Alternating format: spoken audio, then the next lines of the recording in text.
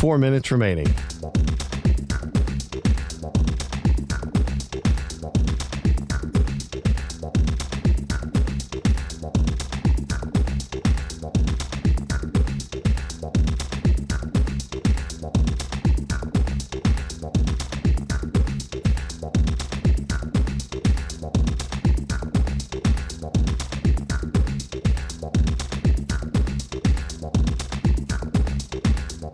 Three minutes, 30 seconds remaining.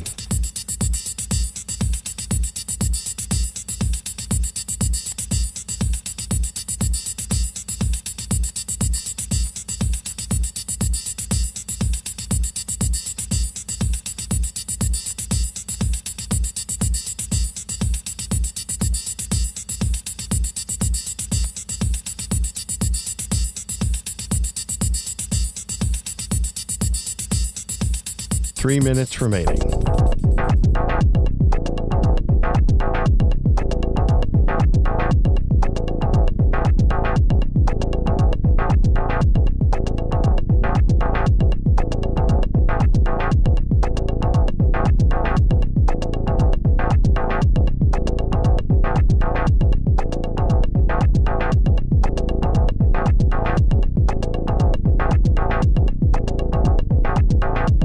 Two minutes, 30 seconds remaining.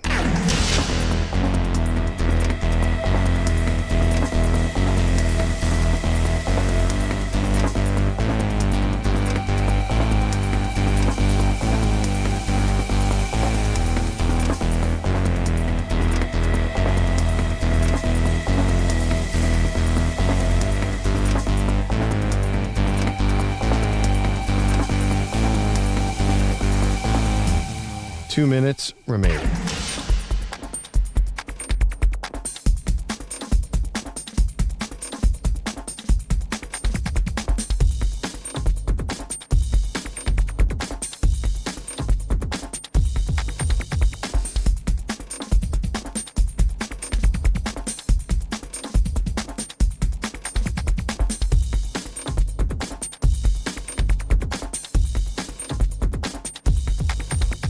One minute, 30 seconds remaining.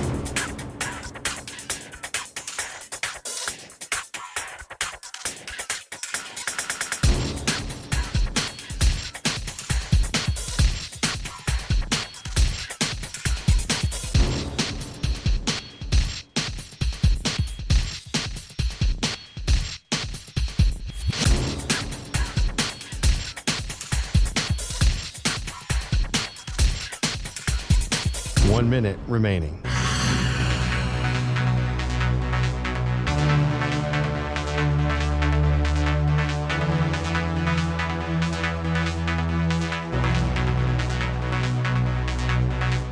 Forty-five seconds remaining.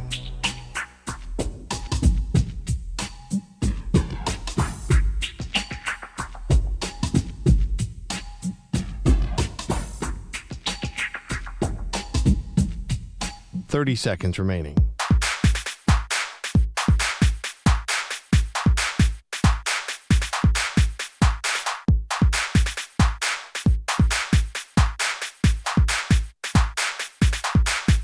Fifteen seconds.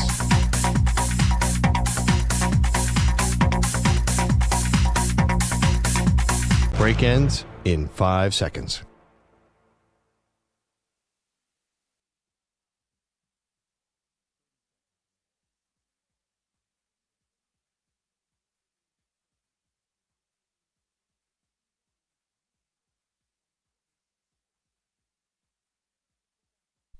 To infinity and beyond.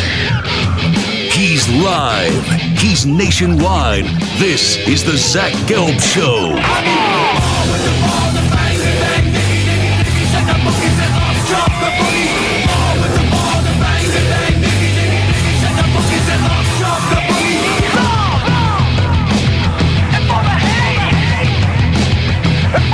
Here's your host, Zach Gelb.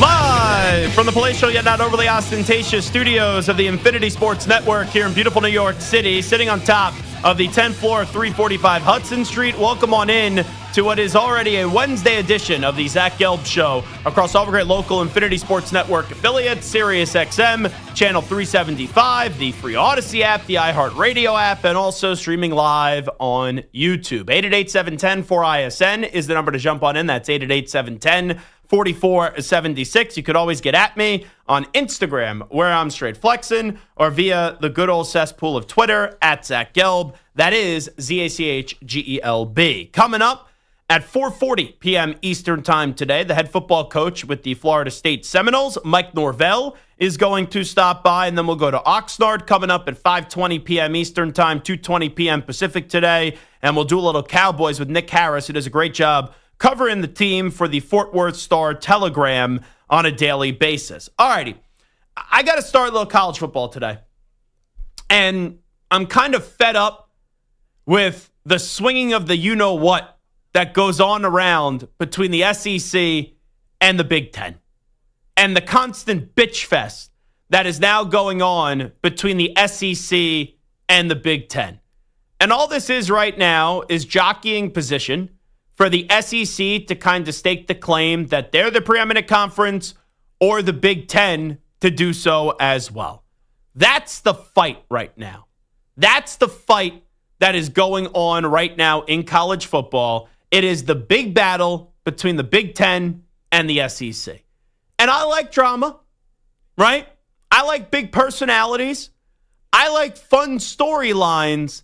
But when we're taking these shots in July, and these shots are marinated in arrogance with, quite frankly, very little accomplishments, I think that is when I roll my eyes and I kind of tap out and I go, enough is enough, right?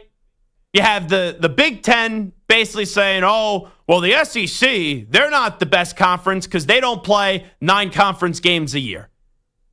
And then you have the SEC saying, oh, well, even though the Big Ten is the last 2 national champions, they're not great from top to bottom like we are. That's what it's been. And now there's been this fight over what the playoff format's going to be.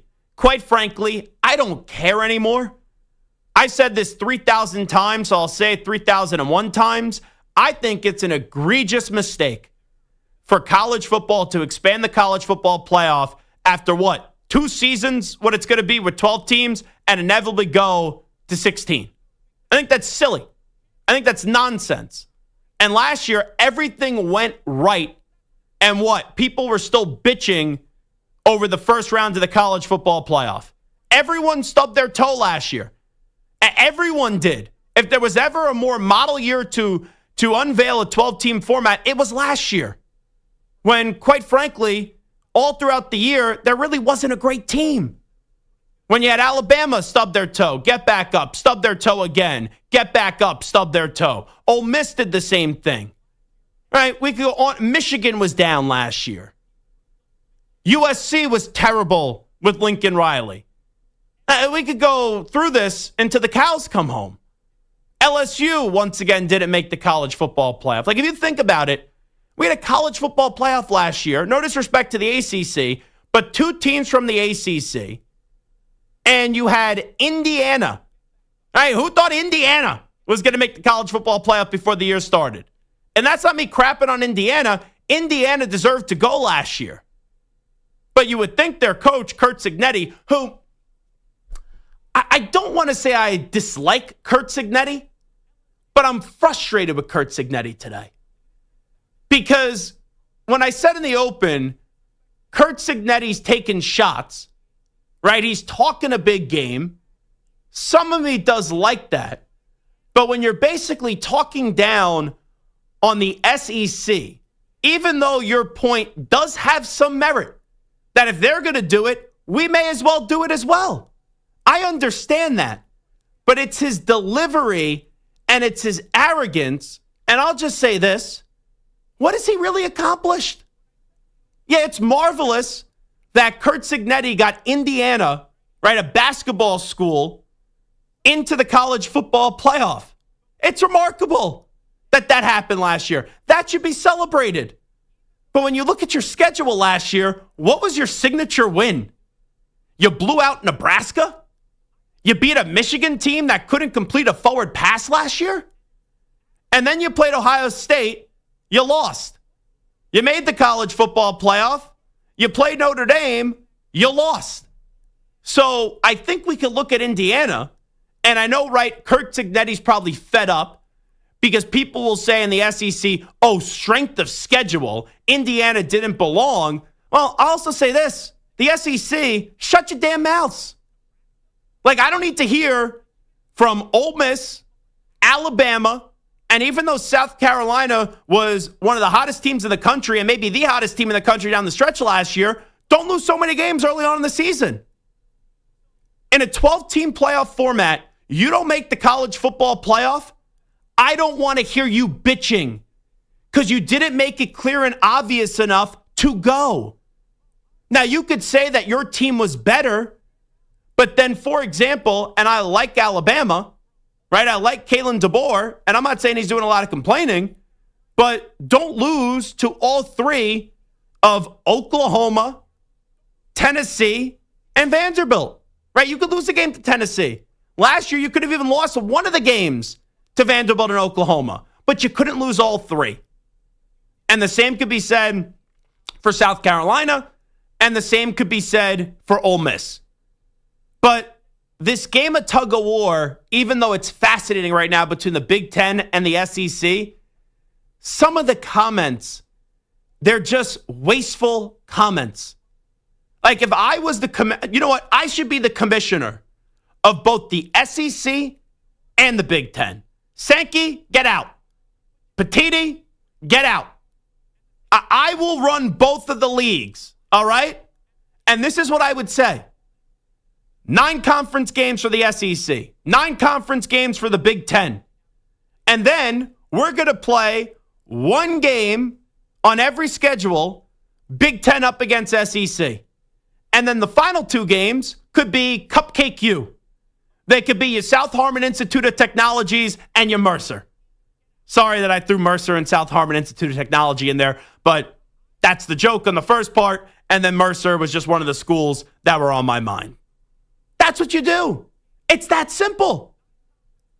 And then Cignetti, who's sitting out there puffing out his chest, oh, we play everyone in the Big Ten, blah, blah, blah, blah, blah, and let's have this format where we'll go to 16 and then we'll eliminate conference championship weekend traditionally where it's 1 against 2 and it'll be a play-in where it's 3 against 6, 4 against 5. I'm listening to this guy speak yesterday and I'm screaming, stop!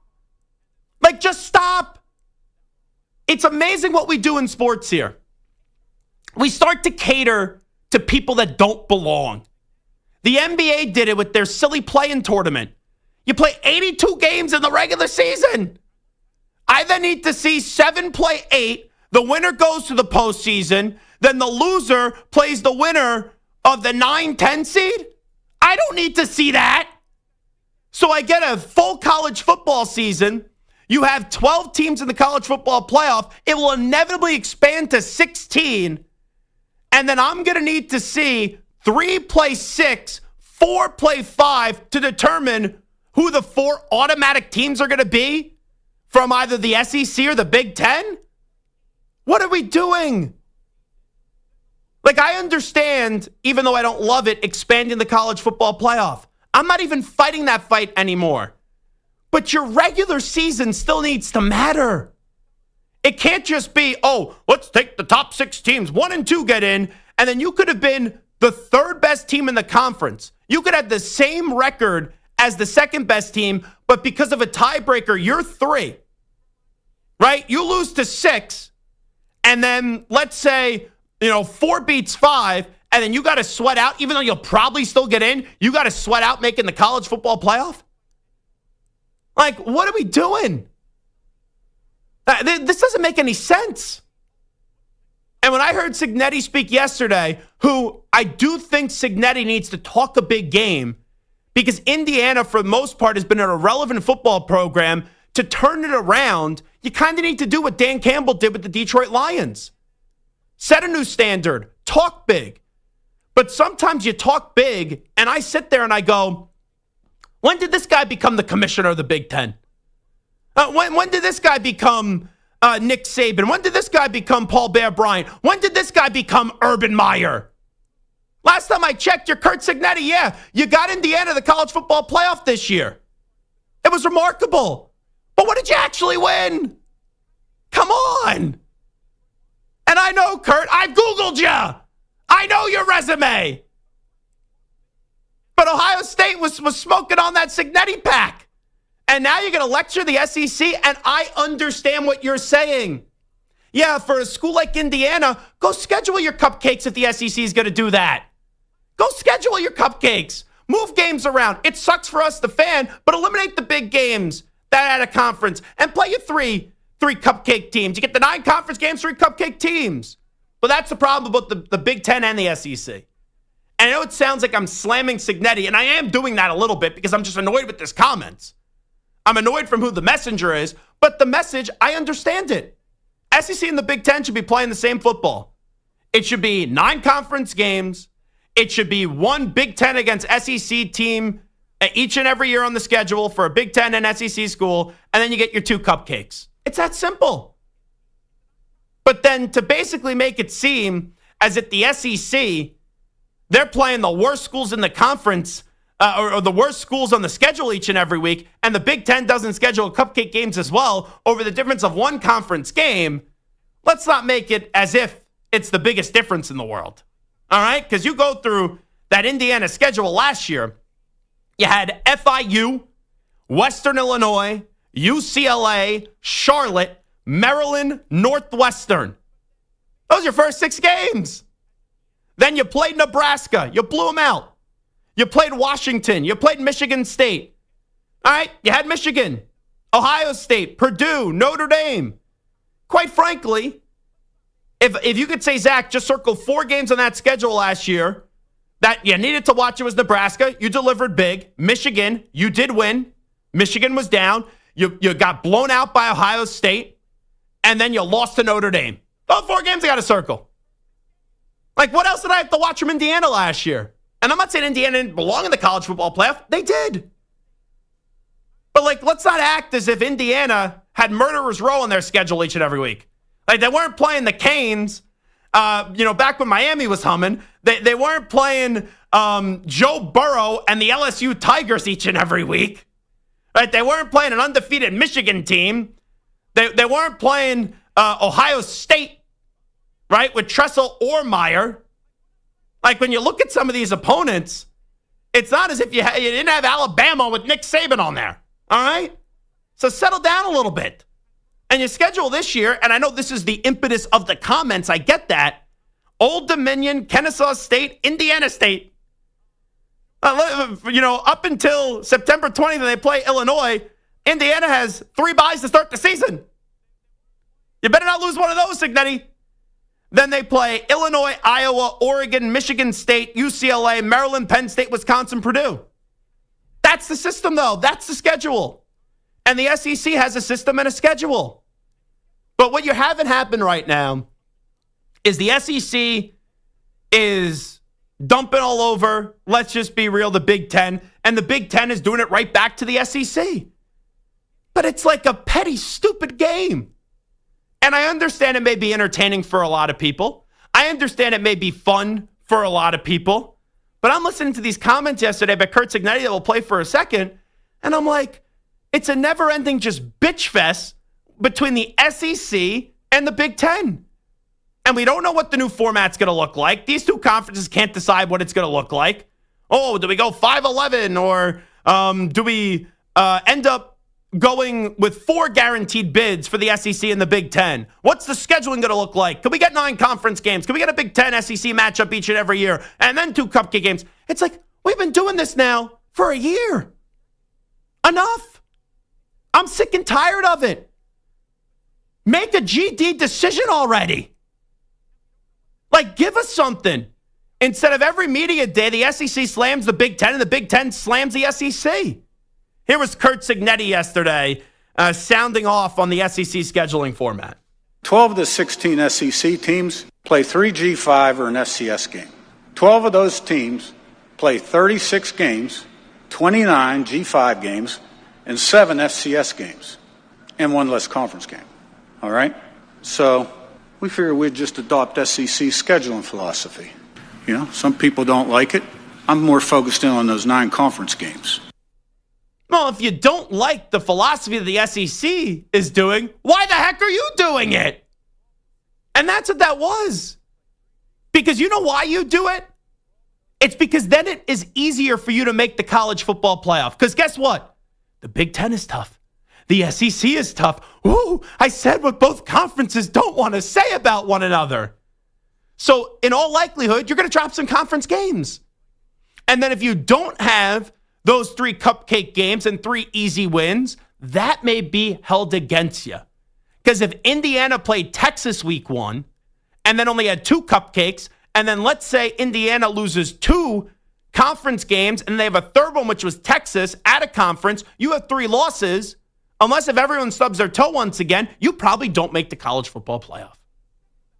And that's why it's being done. And that's also another reason why when you go to 12 teams in a college football playoff, when you go to 16 teams in the college football playoff, right? Didn't people tell me that's going to make the regular season matter more? That's going to create tougher scheduling. Well, the SEC really hasn't changed. And a school like Indiana, who, yes, they do play 9 conference games, but then they're scheduling 3 schools that no one's ever heard of for like 6-7 years. So is anything actually changing? You get up there and you get these men in the Big Ten and the SEC just throwing jabs and trying to pretend like what the other conferences do, they also don't do over 1 game in conference where the SEC schedules 8 and the Big Ten schedules 9. This is what it's about. 1 game. 1 game. So let's make it even, Big Ten and SEC. Let's put the big boy pants on. 9 conference games. Big Ten and SEC. 1 game. Big Ten up against SEC. And then your 2 irrelevant schools. Do that. But don't go to like a 3 and a 6 and a 4 and a 5 after an entire regular season to then figure out who are going to be your 4 teams for the Big Ten and who are going to be your 4 teams in the SEC. Well, what are we doing? Stop it. And this is my fear. I know that football is almost impossible to ruin. Because in the NFL, in college, they F things up all the time. They do things that are stupid over and over again. And guess what happens? I park my ass on the couch every Saturday. I make my wings, my nachos, right? I place my bets. I order some pizza. I do my drinking. I do my tweeting. I watch the games. I go to sleep. And then I get up the next day, host a little radio show, maybe stop off at Starbucks, get some caffeine in the system, then get my nachos, get my wings, get my sandwiches, get my pizzas. And then I place my bets, do my tweeting, watch my football, and then I go to bed. And then I get up on Monday. Oh, Monday Night Football. Then Tuesday, Wednesday, a little off day. Thursday Night Football. And then repeat the cycle. And if you want to schedule a game at 9:30 a.m. on a Sunday morning, I'm watching. If you want to schedule a Friday night game in Brazil, I'm watching. Because I'm a sucker for football. I sound like a politician. I'm Zach Gelb, and I'm a sucker for football, and I approve this message. But folks, the SEC and Big Ten bitch fest. Enough. Enough. We don't need to be throwing zingers at each other all the time in July when it's just a bunch of people being a hypocritical mess. That's what it is. This fight of who's the best conference, Big Ten and SEC, that's what this is all about. I hate to break it to you, folks. The Big Ten and SEC right now, for the foreseeable future, are on level playing ground. And when the Big Ten wins the last 2 national championships, they're going to be slightly above the SEC. And then you know what inevitably is going to happen? The SEC is going to go on their run. They're going to win a national championship again. Then they'll probably win it 2 years in a row. Then the SEC will take back that throne. And then the Big Ten will dump all over the SEC again. And then the Big Ten will take the throne back. And then the SEC is going to say, hey, screw those folks in the Big Ten. And that's what this is going to be. But let's have some logic here. Let's have some change. Let's have some discussions and let's have some final decisions. Because trying to figure out what the format's going to look like for 16, what's going to happen on conference championship weekend, what's the scheduling format, what is it going to be? It's exhausting. And I could sit down Sankey and Petiti in the same room and say, you're fired, you're fired. It was like Trump on The Apprentice. And I could take a whole lot less money than those two guys make, and I could actually give you real change. All right, so if Nick Saban, if Peterson, the former Boise State and Washington coach, don't want to be the commissioner of college football, let me run the whole damn thing. And I'd fire all these commissioners. ACC, you're out. Big 12, you're out. SEC, you're out. Big 10, you're out. I'm running all this. All right? I'm running it all. And I'm going to hold everyone accountable. And you know what? I'm going to tell the ACC. I'm going to tell the Big 12, yeah, you guys are good, but you're the third and fourth conferences. And the two big boy conferences are the Big 10 and the SEC. It doesn't mean that the Big 12 can't win a national championship. It doesn't mean the ACC can't win a national championship, but you're not the Big 10 and the SEC. And I'm going to look at the Big 10, I'm going to look at the SEC, and I'm going to say, hey, folks, you guys aren't that much different. And you know why you hate one another? Because you're pretty much the same. So let's stop pretending as if one does things the right way and the other does things the wrong way. And one conference is so much better than the other. This isn't your granddaddy's SEC. This isn't your granddaddy's Big 10. You're the same. And that's the truth. It is the Zach Gelb Show on the Infinity Sports Network. We'll take a break. We'll do a Take 5 Wednesday next. You're in a 5-minute break.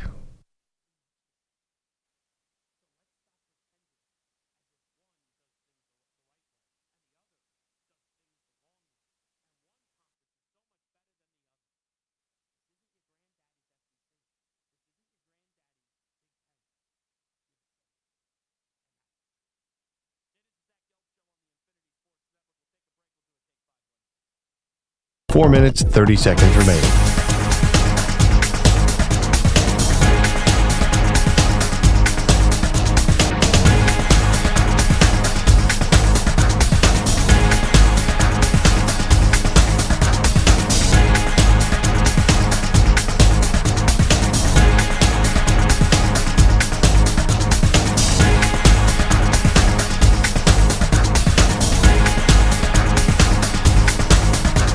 Four minutes remaining.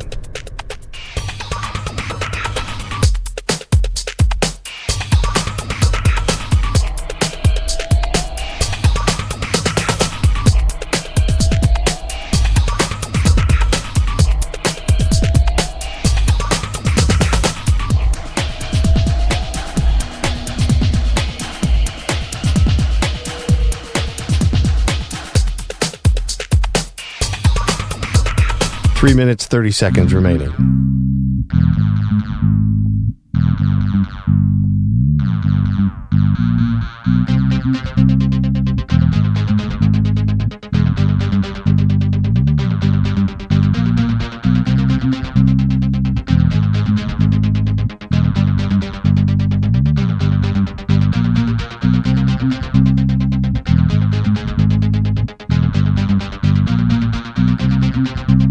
Three minutes remaining.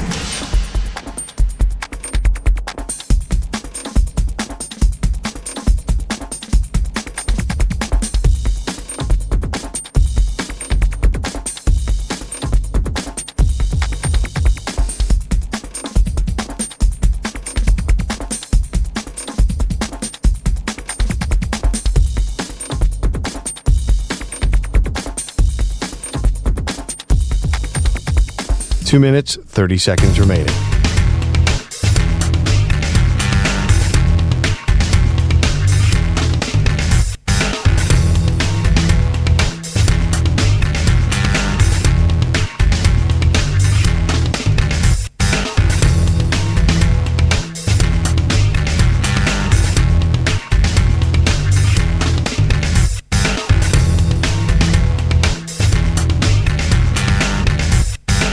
Two minutes remaining.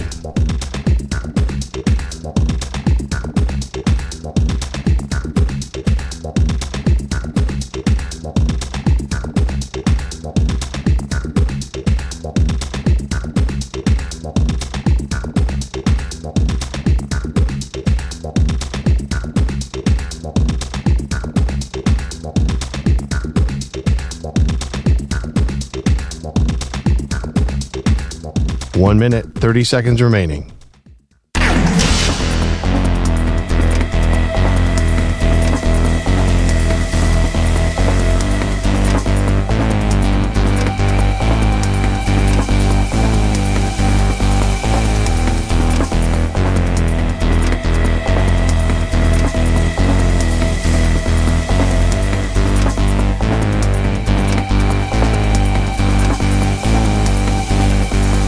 One minute remaining.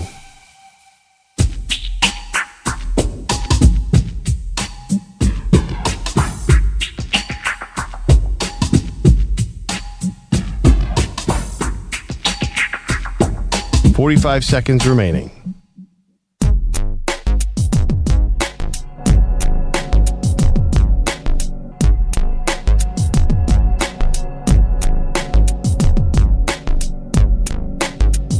Thirty seconds remaining.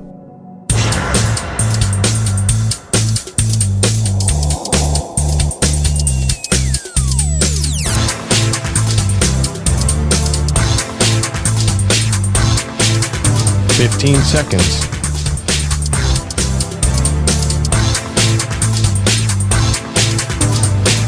Break ends in 5 seconds.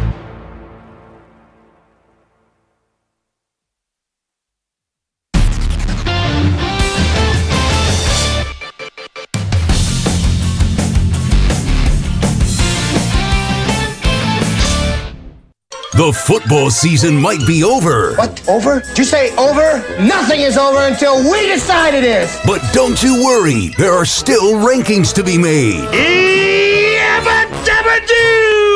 So get ready as Zach gives you his top 5 in this week's special edition of Take 5 Wednesday.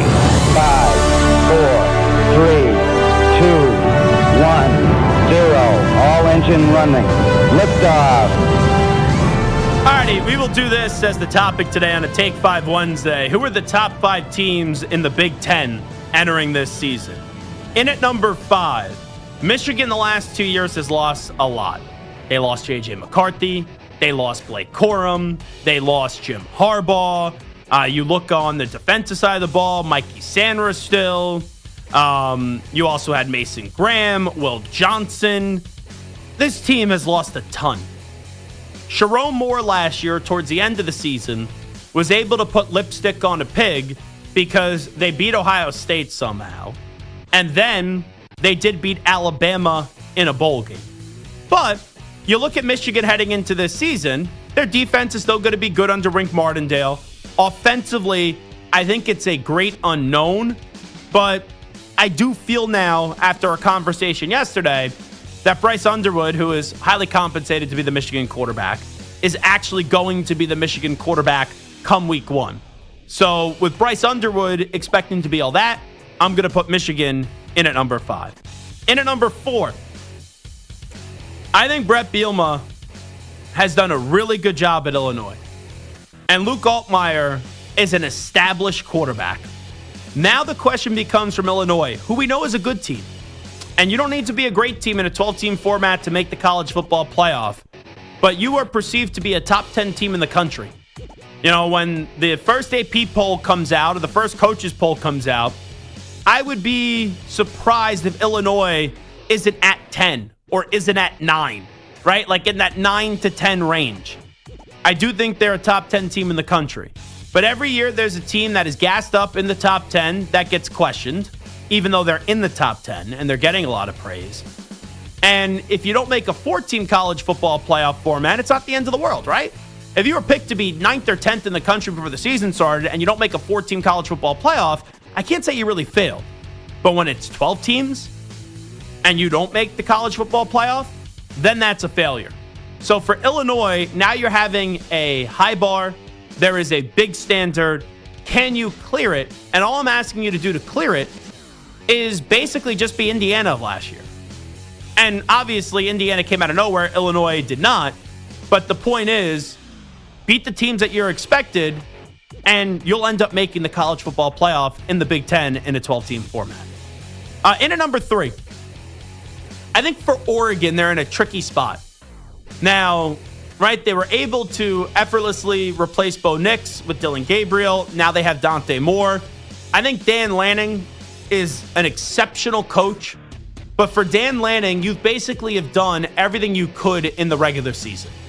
If you think about it, right? When you had Oregon and you got that party started when they were in the Pac-12, all right, you lost to Washington twice and you didn't win the Pac-12. But then you go to the Big Ten and you're in the big bad Big Ten and you win it your first year.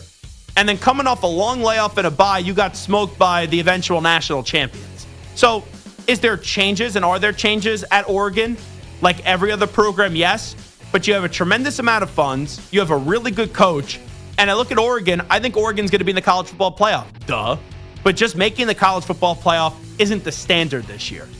For Oregon, I got to see you go win some college football playoff games. I got to go see you be in the Final Four, be in the championship game, go win a national championship. Because now for Oregon, we know that you can compete in the Big Ten in the regular season. We know you can win a Big Ten championship. We know that you're more than just a Pac-12 school. But now, can you find a way to run the gauntlet when it matters in a 12-team format that is inevitably going to expand to 16 and win a national championship? In at number 2, I'm going with the Ohio State Buckeyes. Ohio State has had years where they haven't had the best quarterback play. Like, I know that we've seen years where it's been Justin Fields, who was sensational, CJ Stroud, right, who had big expectations, even Dwayne Haskins, right, who was phenomenal, the late great Dwayne Haskins. But then recently, the Ohio State quarterback position has not been phenomenal. Like, Kyle McCord redeemed himself at Syracuse, but his interceptions cost them a chance to beat Michigan. His mistakes cost them a chance to go to the Big Ten championship and cost them a chance to go win a national championship that year. And then last year, Will Howard, let's be real, Will Howard had some good moments last year. But at the end of the season, when they got beat by Michigan, did people think Will Howard was going to go on the run that he did? No. But Ohio State did. So you get two versions of a Kyle McCord and a Will Howard, where at times there's some similarities, but then ultimately Will Howard had a difference. And he ended up winning a national championship.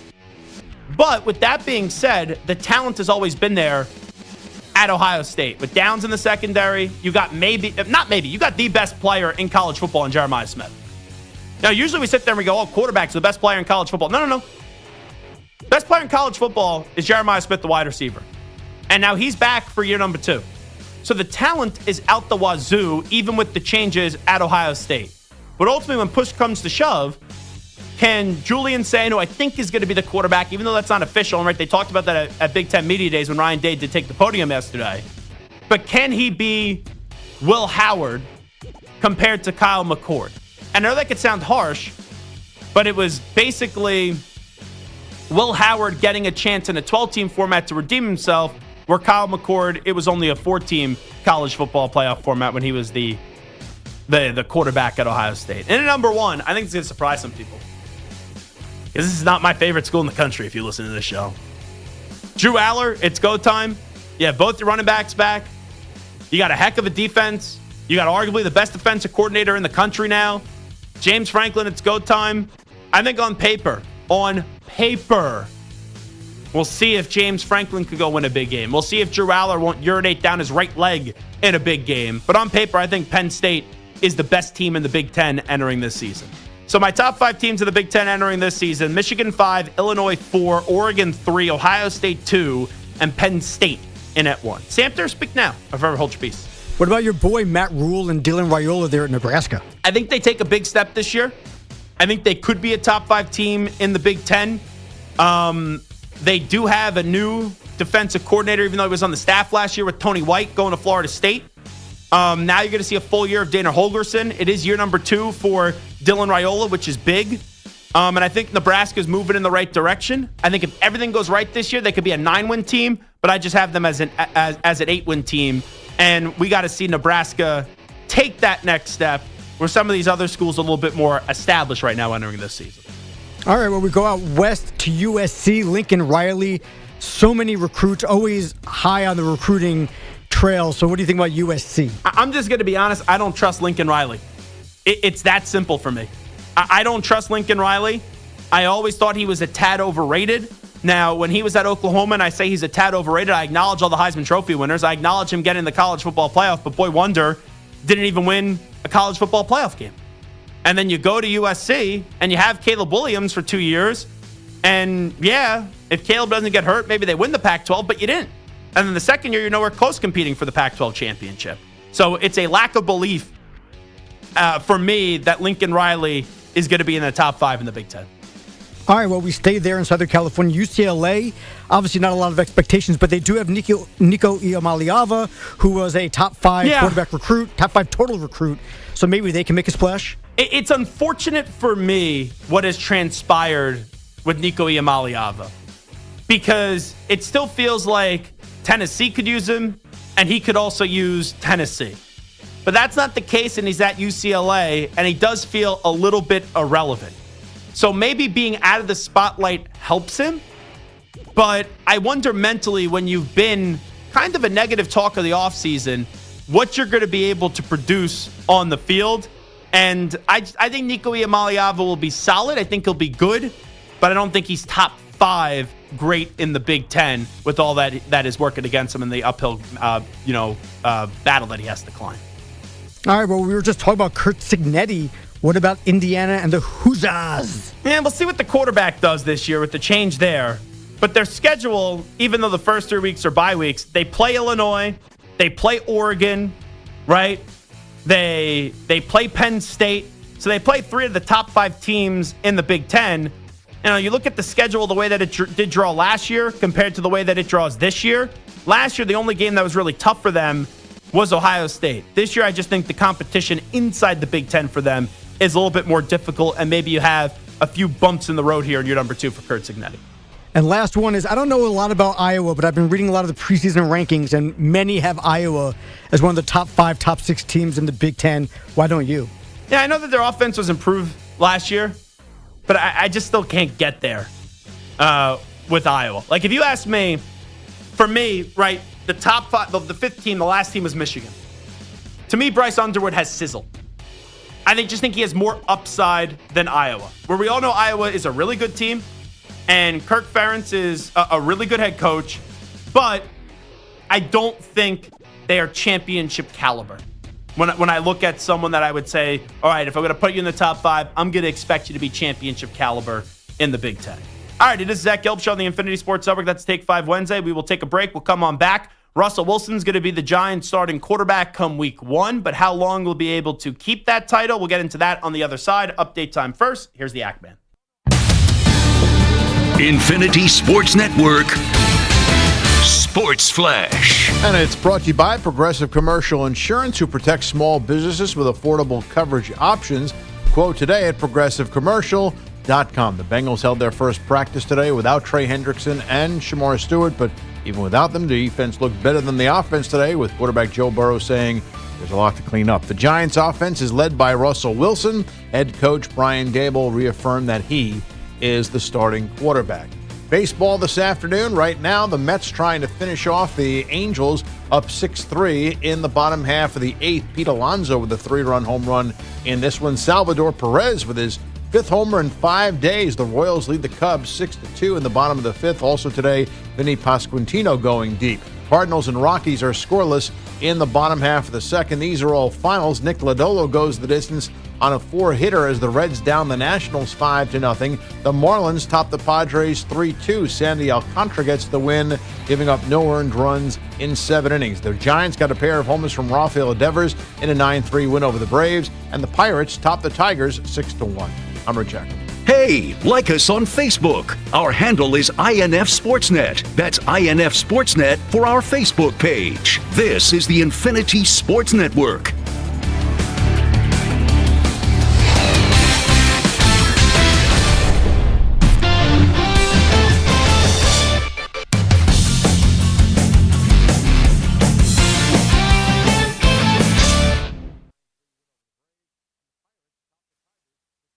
You're in a 5-minute break.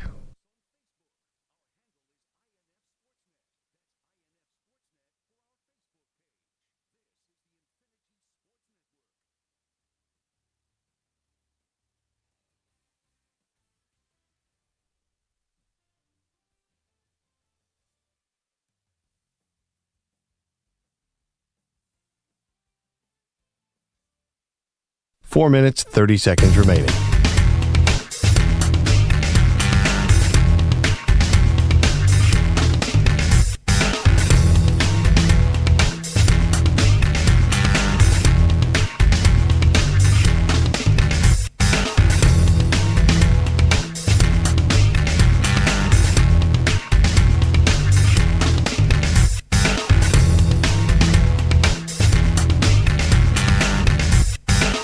Four minutes remaining.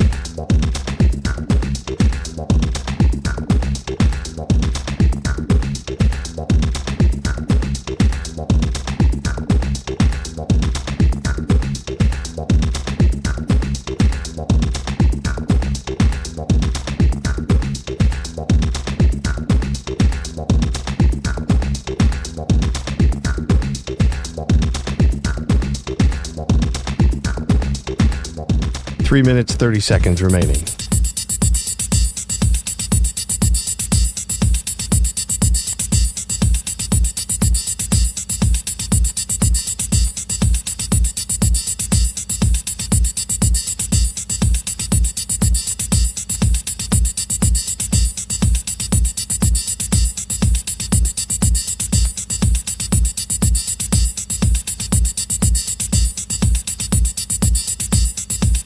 Three minutes remaining.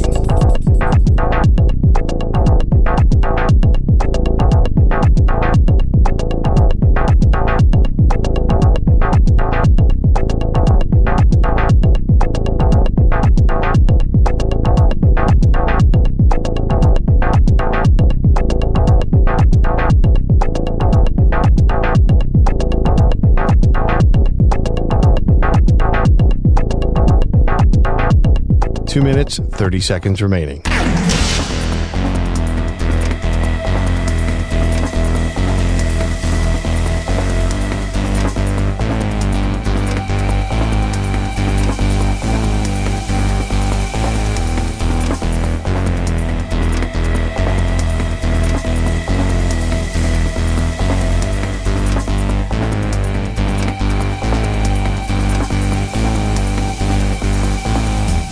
Two minutes remaining.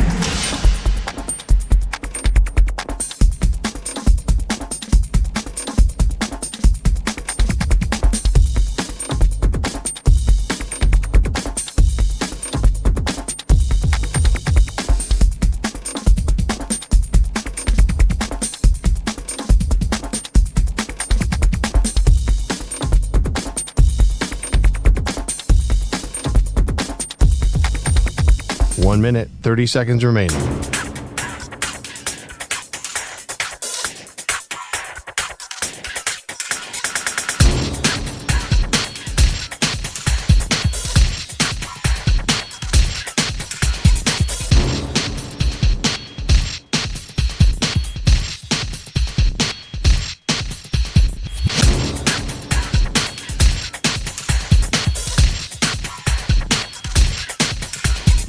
One minute remaining.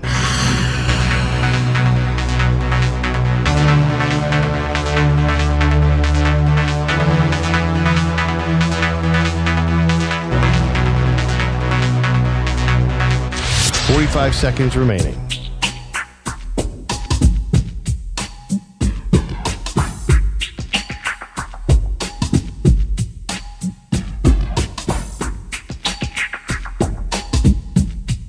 Thirty seconds remaining.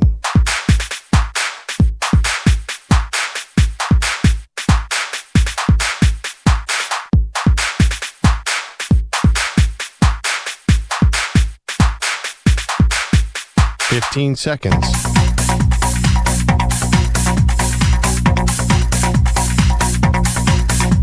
Break ends in 5 seconds.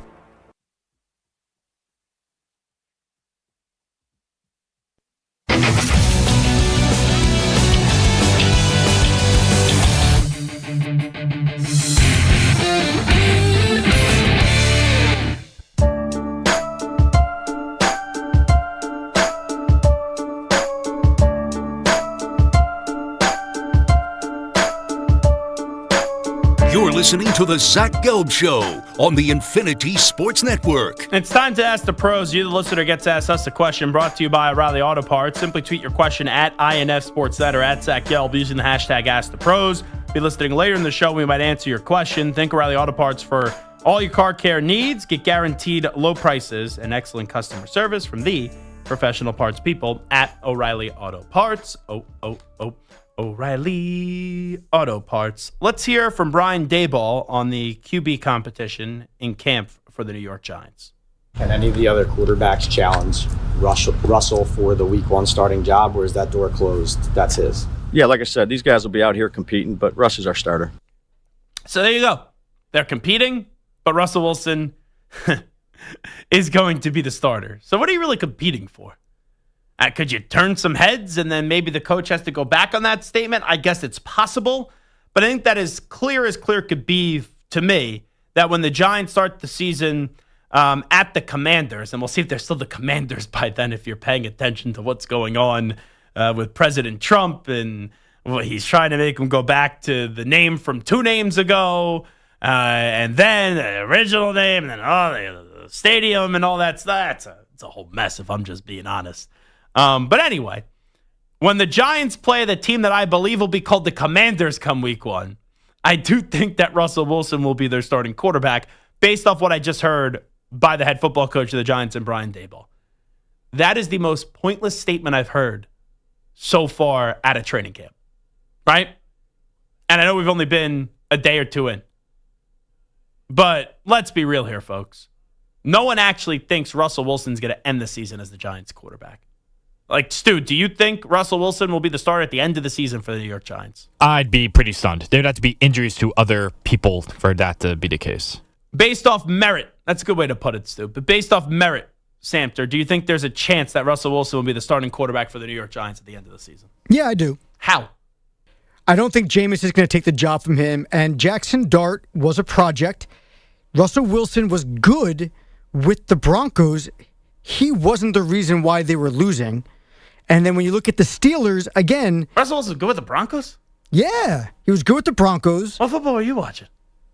I mean, just look at his numbers and look what he did. It wasn't his fault that they were terrible, but he just wasn't a fit for, personality-wise with Sean Payton. He went to Pittsburgh. He got put into a situation where... Couldn't beat anyone down the stretch. Yeah, but they still made the playoffs. Okay, what did he do? So, he's not terrible. The Giants have some wide receiver weapons. They have a reasonable offensive line. Yeah, I think that Russell Wilson could be serviceable enough to be the quarterback for the entire season. You have a coach and a GM who have been here for a long time. They need to keep their job.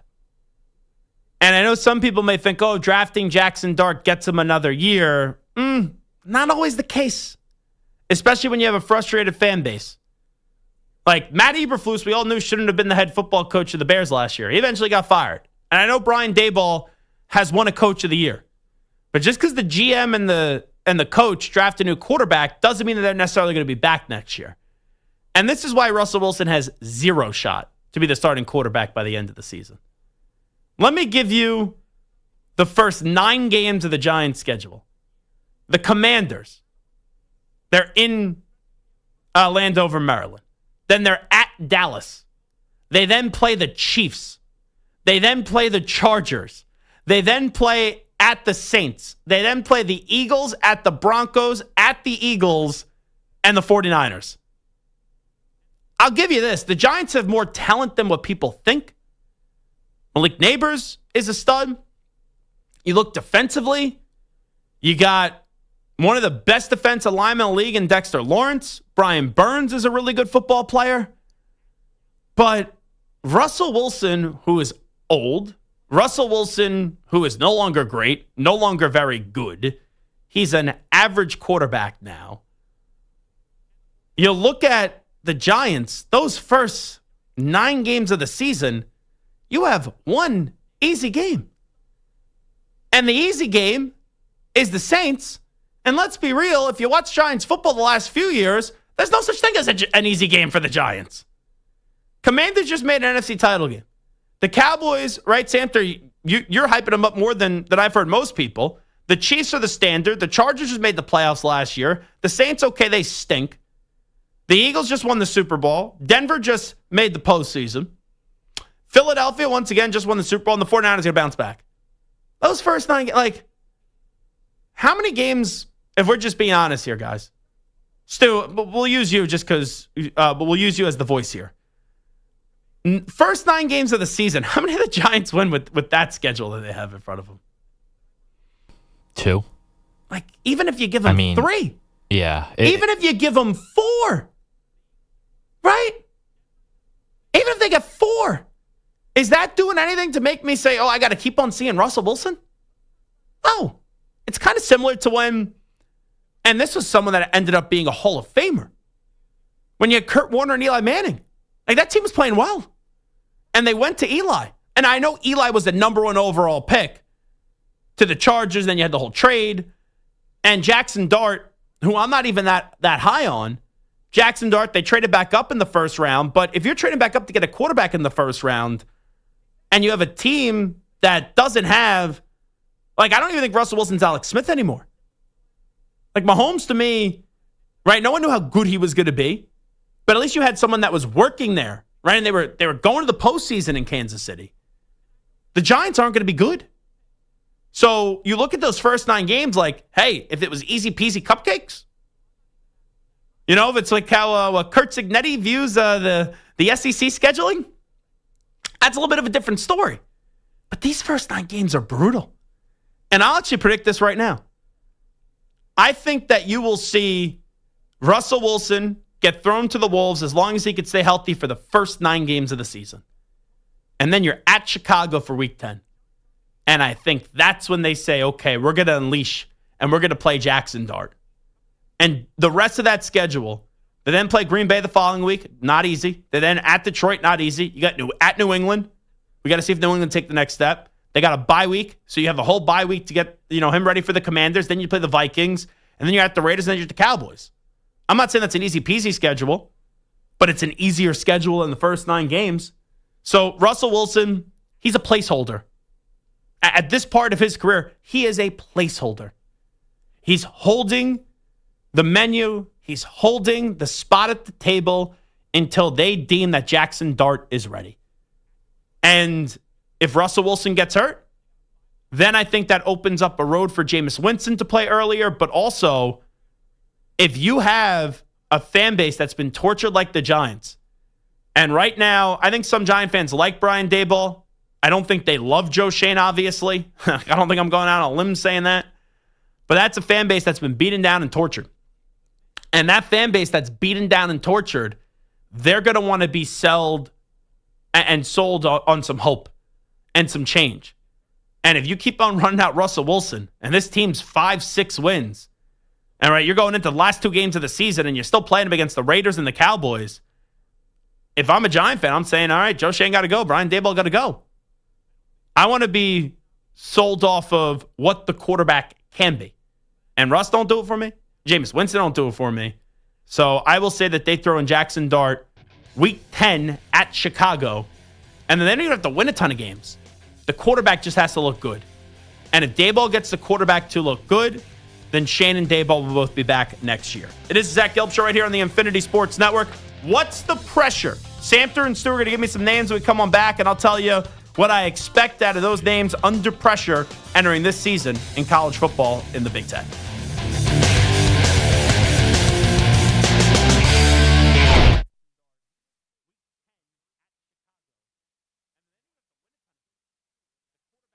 You're in a 5-minute break.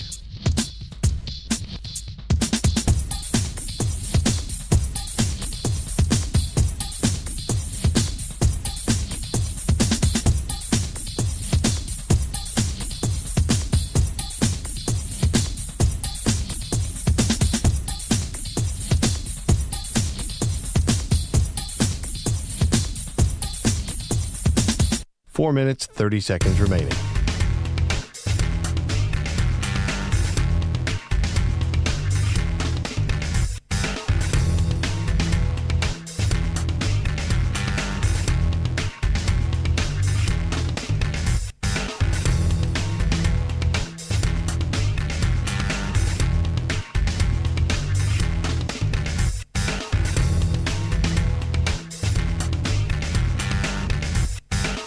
4 minutes remaining.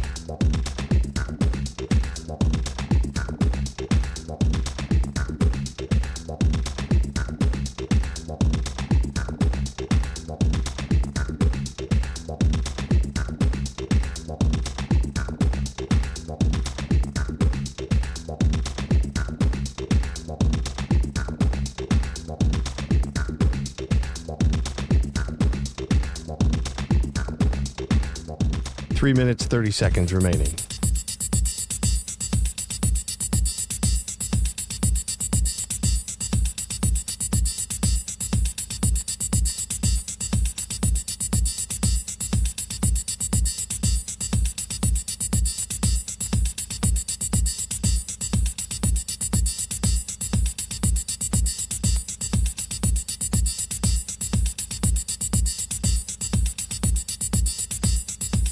Three minutes remaining.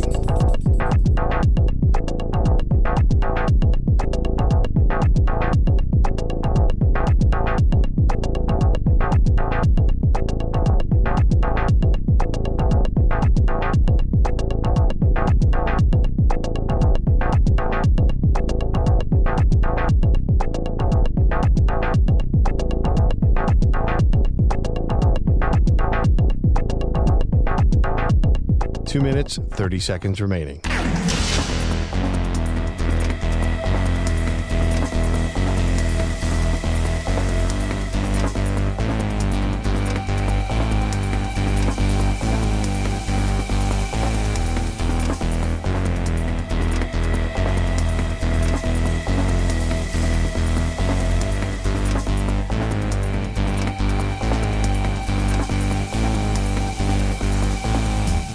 Two minutes remaining.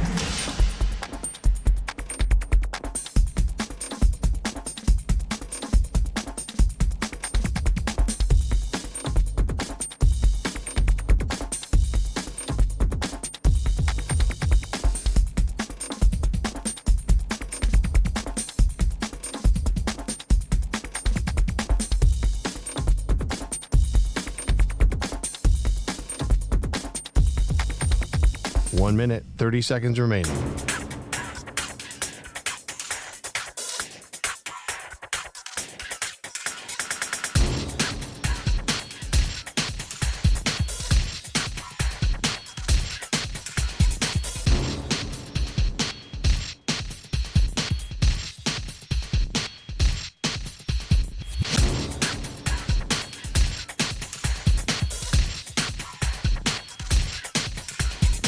One minute remaining.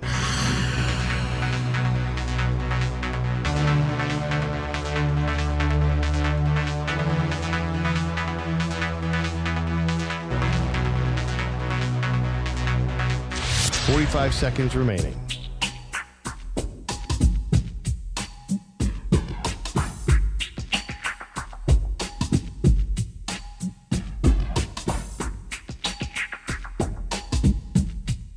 Thirty seconds remaining.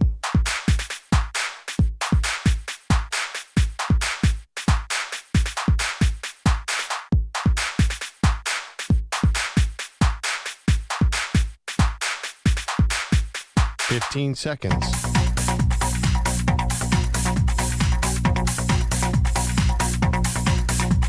Break ends in 5 seconds.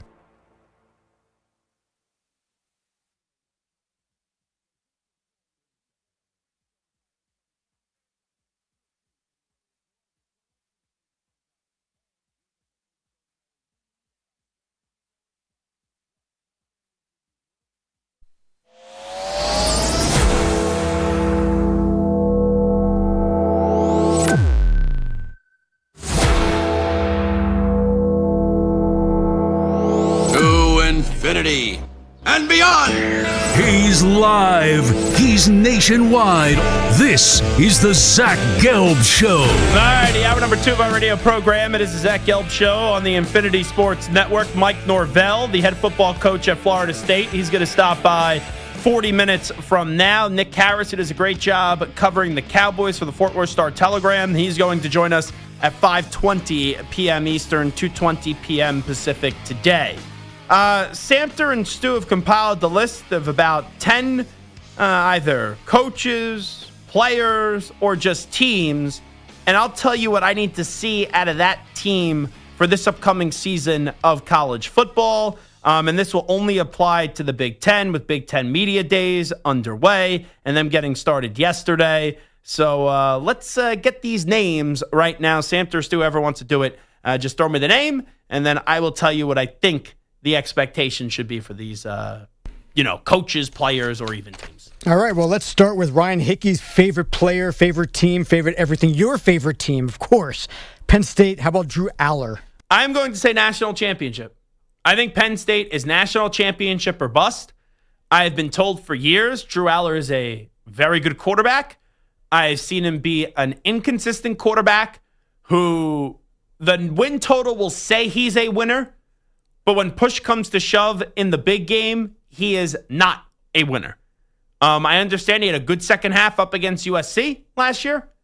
I understand that when they played in the Big Ten championship game, since they didn't get blown out, where it felt like most of the game they were down by 2 scores anyway, and then they would just get it back to 1 score and then go back down to 2 scores up against Oregon, that was perceived to be a good performance by Penn State. I thought that was nonsense, and I thought that was loser mentality from the Nittany Lions faithful. And then you had an opportunity to win and go to the national championship game last year and find yourself in Georgia, right? Atlanta, Georgia, playing for it all and going up against Ohio State. And what did transpire? Your quarterback with the game on the line projectile vomited. So for Drew Aller, I don't care about individual awards this year. I don't care about the word potential. I got to see you reach your apex. If I'm hearing about potential with Drew Aller, I was once told this, and I think it's so true. You know what potential means? You haven't done it yet. And when I keep on hearing about someone's potential, it's one thing if you're a freshman. But when you are later on in your career and it's potential, it means you haven't done enough yet.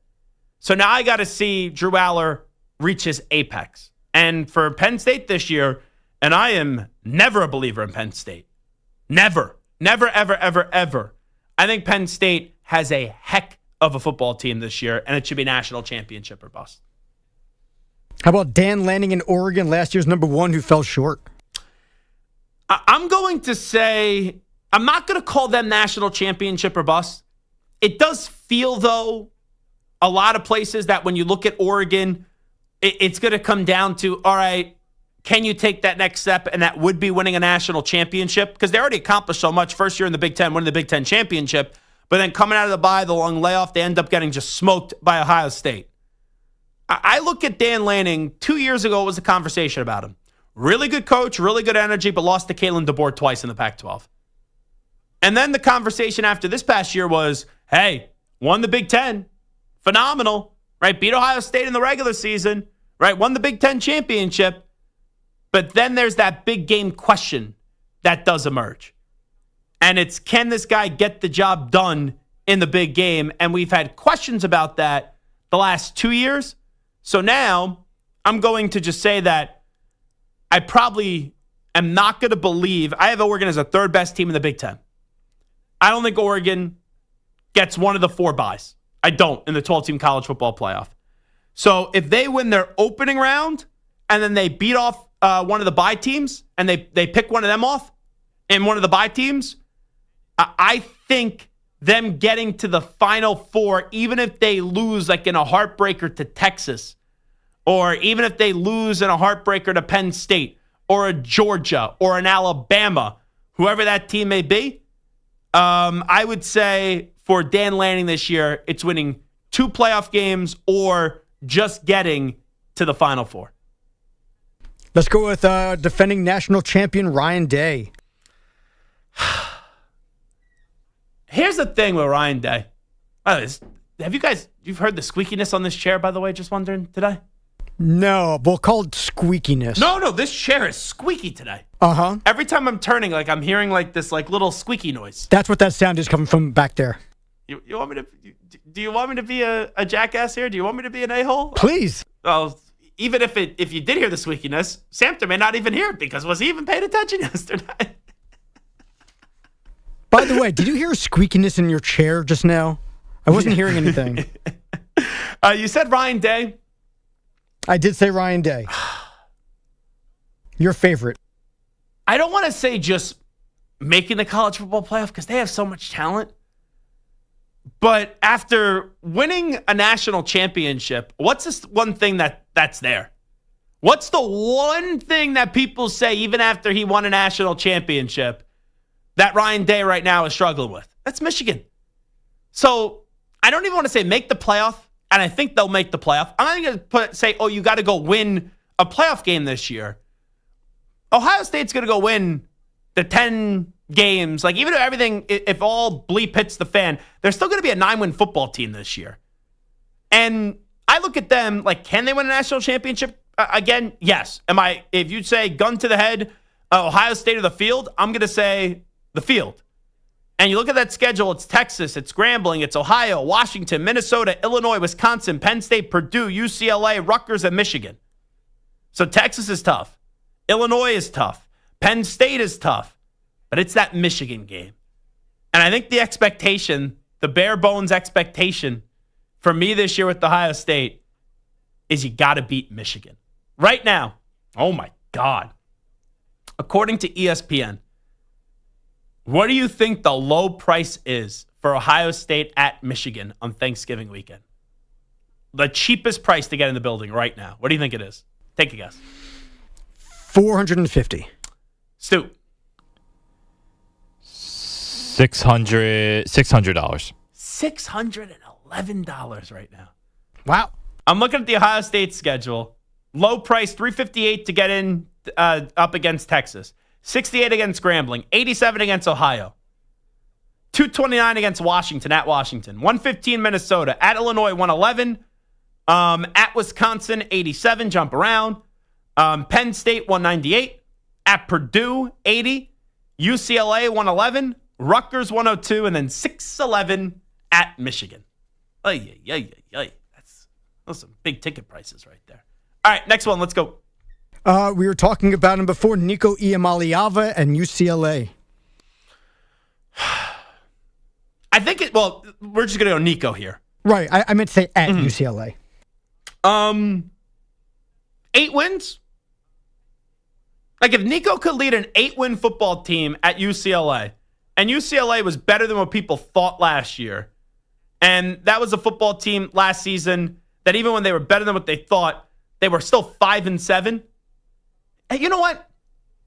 If Nico Iamaleava gets that team a 3-win improvement, you get UCLA as an 8-win football team, I think that speaks that Nico Iamaleava is better than what people think he is right now. And that schedule, it is possible. Like, sure, they open up against Utah. Winning against teams always tough.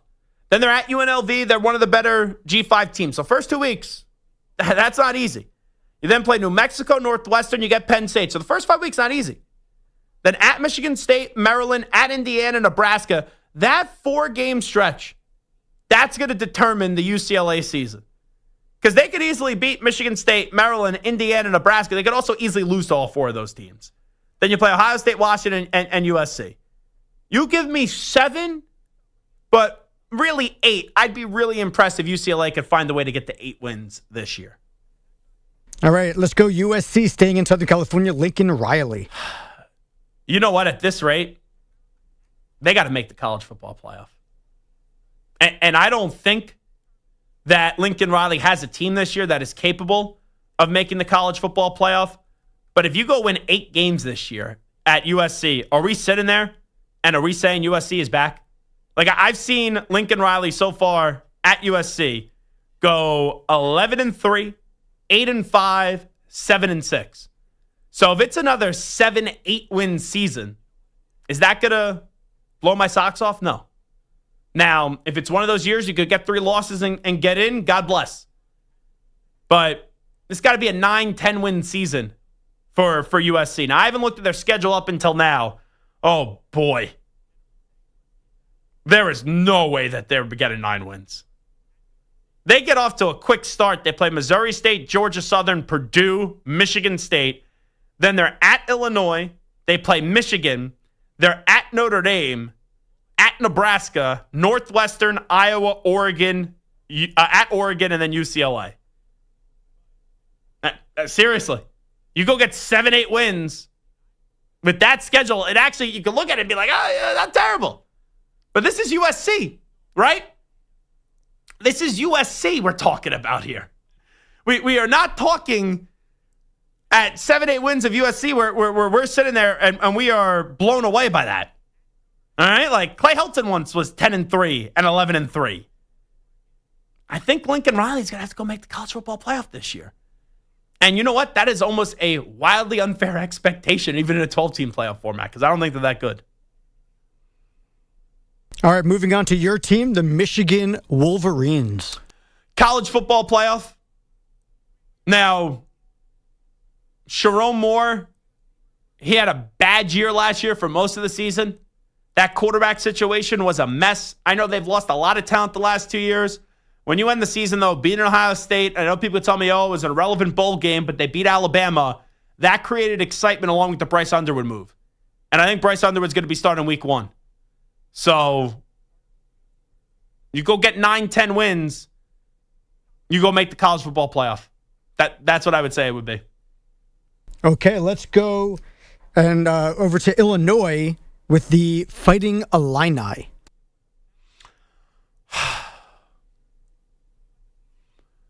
I think Illinois this year, and some people think they could win a college football playoff game. They do. I think they just got to get in. Like, do I look at Illinois, even though I had them as the 4th best team in the Big Ten?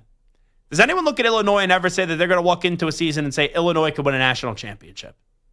Like Brett Bielema may say it. Luke Altmaier may say it. But is any fan or analyst going to say it? No, they're not. So Illinois, right? You look how we say for LSU, Brian Kelly's got to make the college football playoff. Ole Miss, Lane Kiffin, go make the college football playoff. Kalen DeBoer this year, go make the college football playoff. Usually we don't put Illinois in the same sentence as LSU, Alabama, and Ole Miss. But you look at Illinois, this is your best chance to go make the college football playoff. You didn't have a chance to make the college football playoff in a 4-team format. Now you have a legitimate chance to do so, and it's not only a legitimate chance, it's an expectation to make the college football playoff. So Illinois needs to make the college football playoff this year. All right, your boy Matt Rule. Well, Raiola's going to take a big step this year. I think that's an 8-win football team with the ceiling of 9.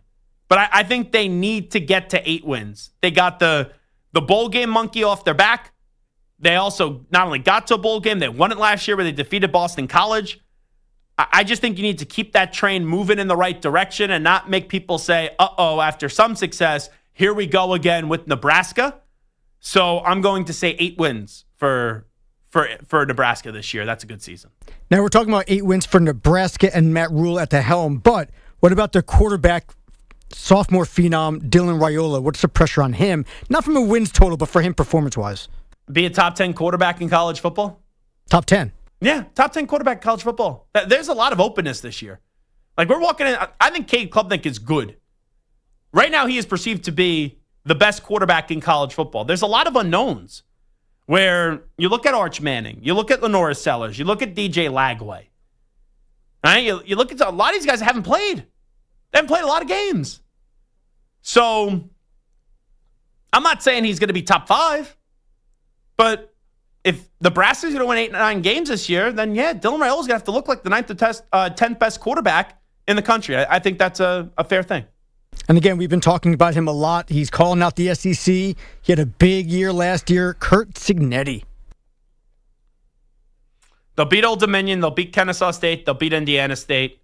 They'll probably lose to Illinois. Then probably beat Iowa. They'll probably lose to Oregon.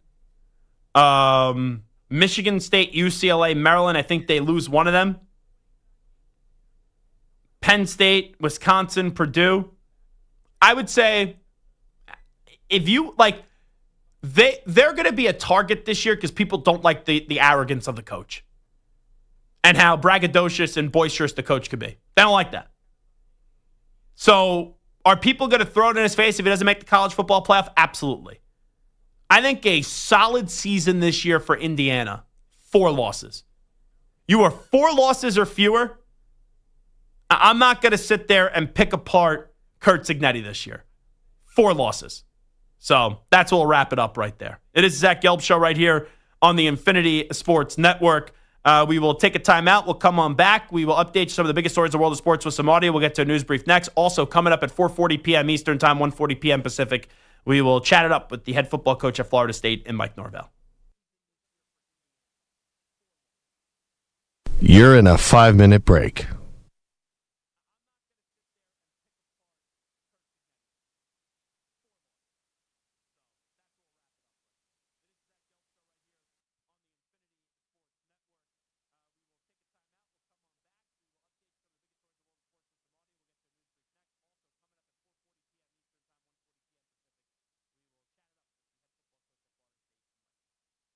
Four minutes, 30 seconds remaining.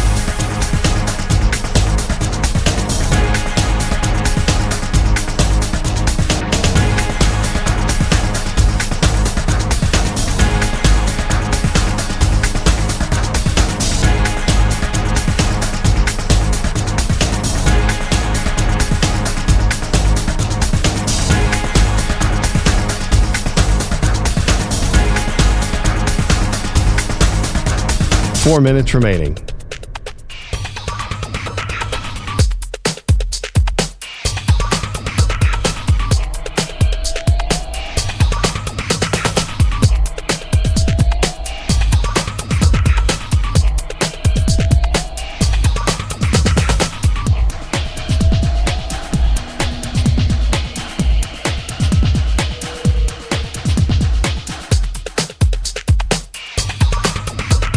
Three minutes, 30 seconds remaining.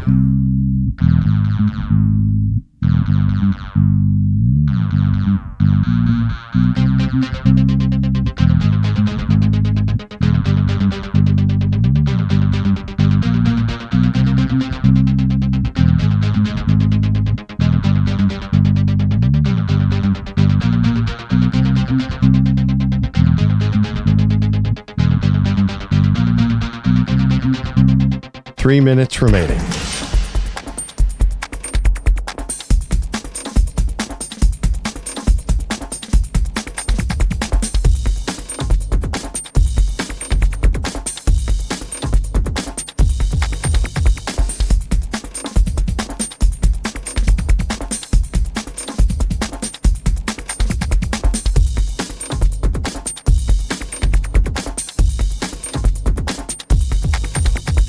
Two minutes, 30 seconds remaining.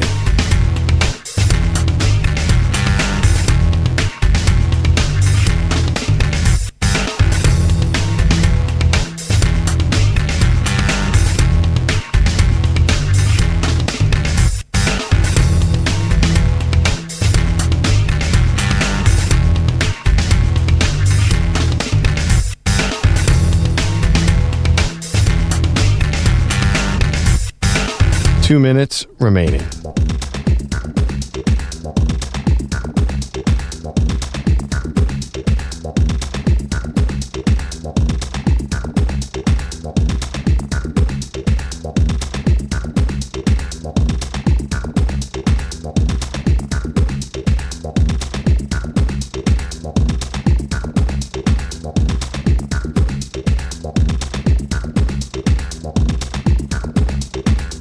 One minute, 30 seconds remaining.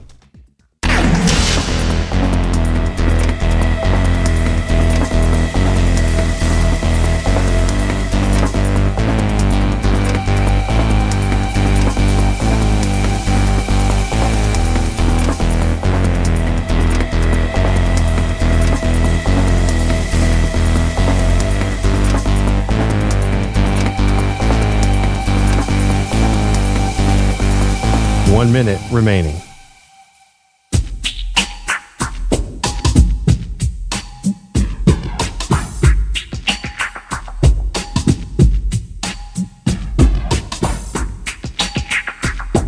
Forty-five seconds remaining.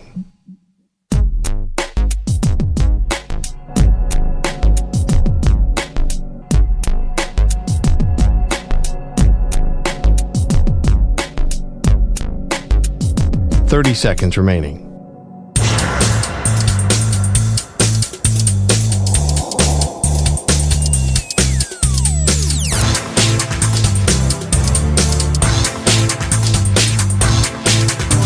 15 seconds.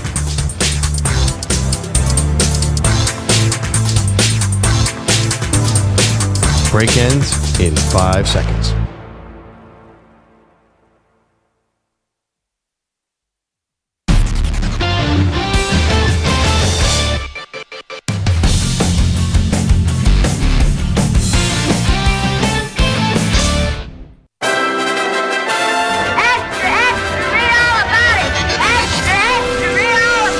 Time for your daily news brief. We get you caught up on the rumors, reports, and reconnaissance from the day in sports.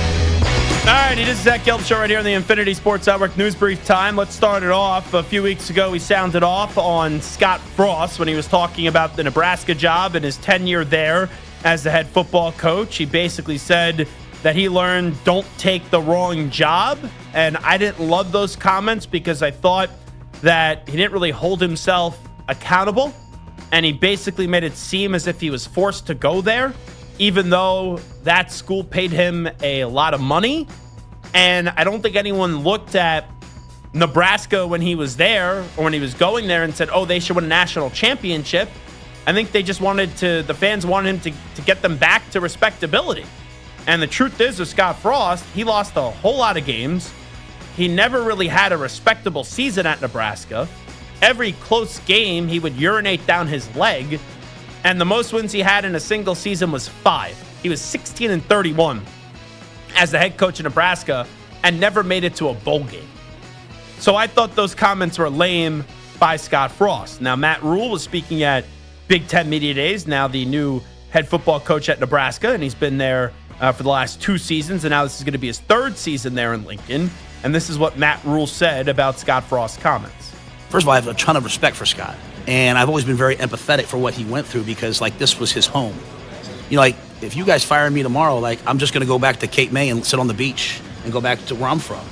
But, like, this was his home, right? And so, like, this offseason, we put up a huge picture of Scott as a player in the coach's area because I took a picture and I sent it to Ryan Callahan down there because I can't imagine, like, what that feels like for him, right? I know what it felt like to get run out of Carolina. And I would say to people, like, I don't think I took the right job for me. It wasn't the right fit. That doesn't mean it's a bad... No, I will say this. This was not a good job when I got here. We were behind on NIL. The facilities weren't what they were. Everything was behind. And we're at a place where we have the best facility in football. We have everything that we could want. We make more of an investment in nutrition than any other team in the country. Those were investments. Scott came at a time, he had COVID, he had all these different things. So I can't talk about his time. But what I can say was, this wasn't a good job. But we've made it a good job, and we're about to make it a great job. This will be one of the best jobs in the country. Here's the bottom line here. And Matt's going to take the high road there, and he's going to be classy about it. And, right, I think he just threw Scott Frost a life raft there by saying it wasn't a good job. And I'm not saying what Matt said wasn't true. But all people wanted to hear from Scott was, hey, I'm going to learn things that's going to make me a better coach. Because I was not a good enough coach at Nebraska. I only won 16 games.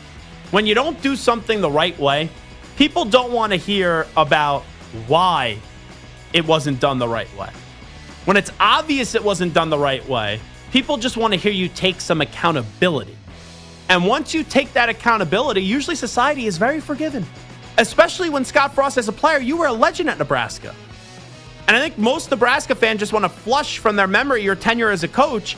But when you poke the beast back, that's when it's going to get ugly for you, Scott Frost. Here is Dylan Raiola, the quarterback at Nebraska. He was on with Hail Varsity. And this is Dylan Raiola on expectations for the Huskers this year. What's your expectation for yourself and this team this fall? National championship. That's the bar that's been set.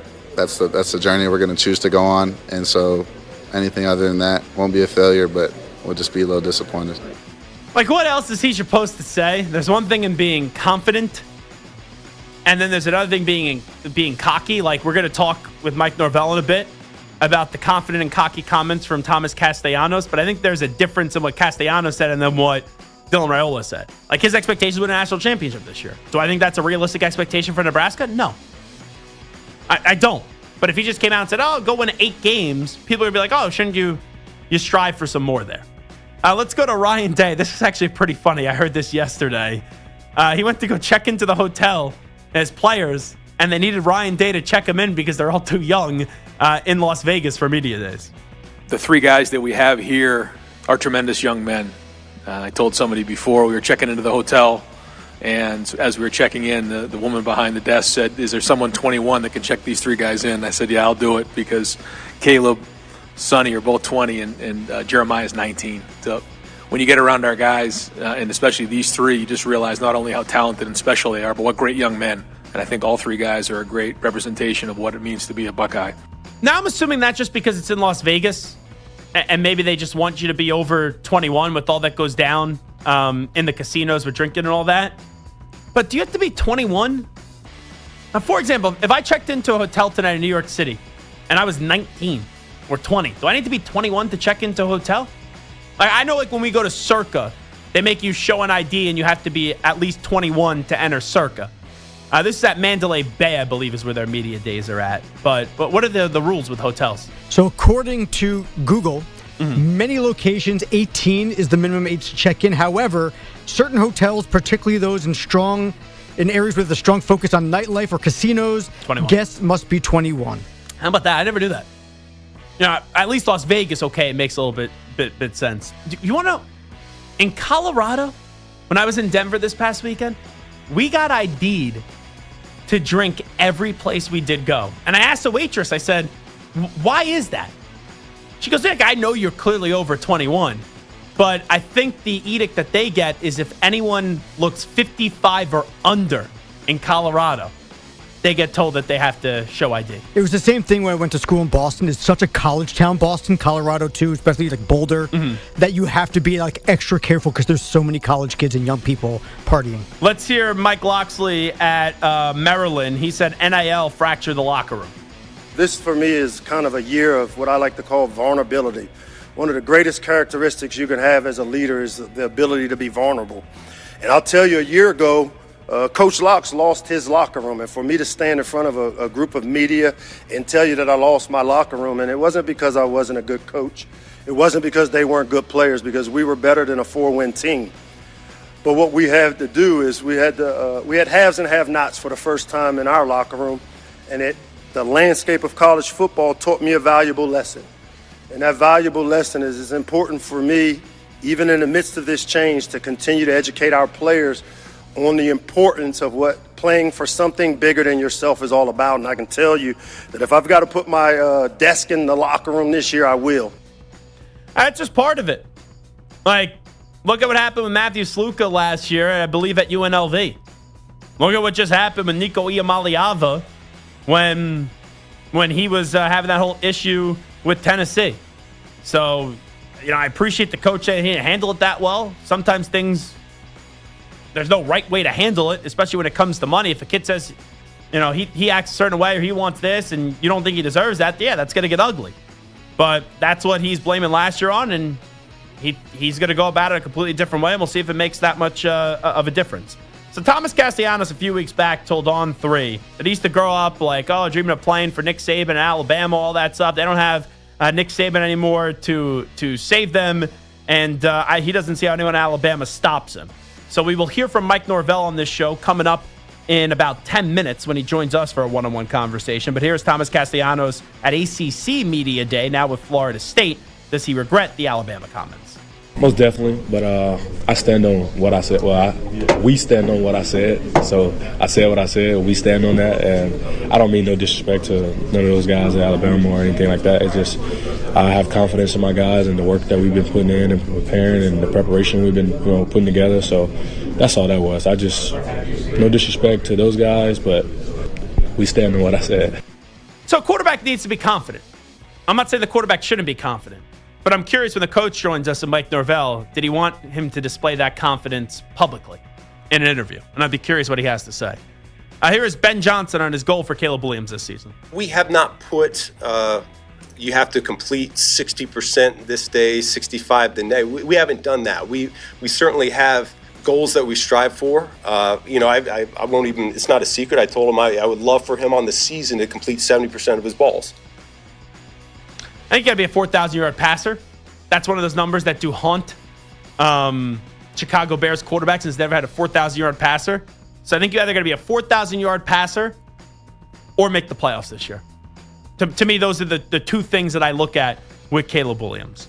Let's go to Adam Peters on the Terry McLaurin holdout. I think everybody in this building values Terry very much, and we knew that coming in, and we knew that even more after spending a year with him.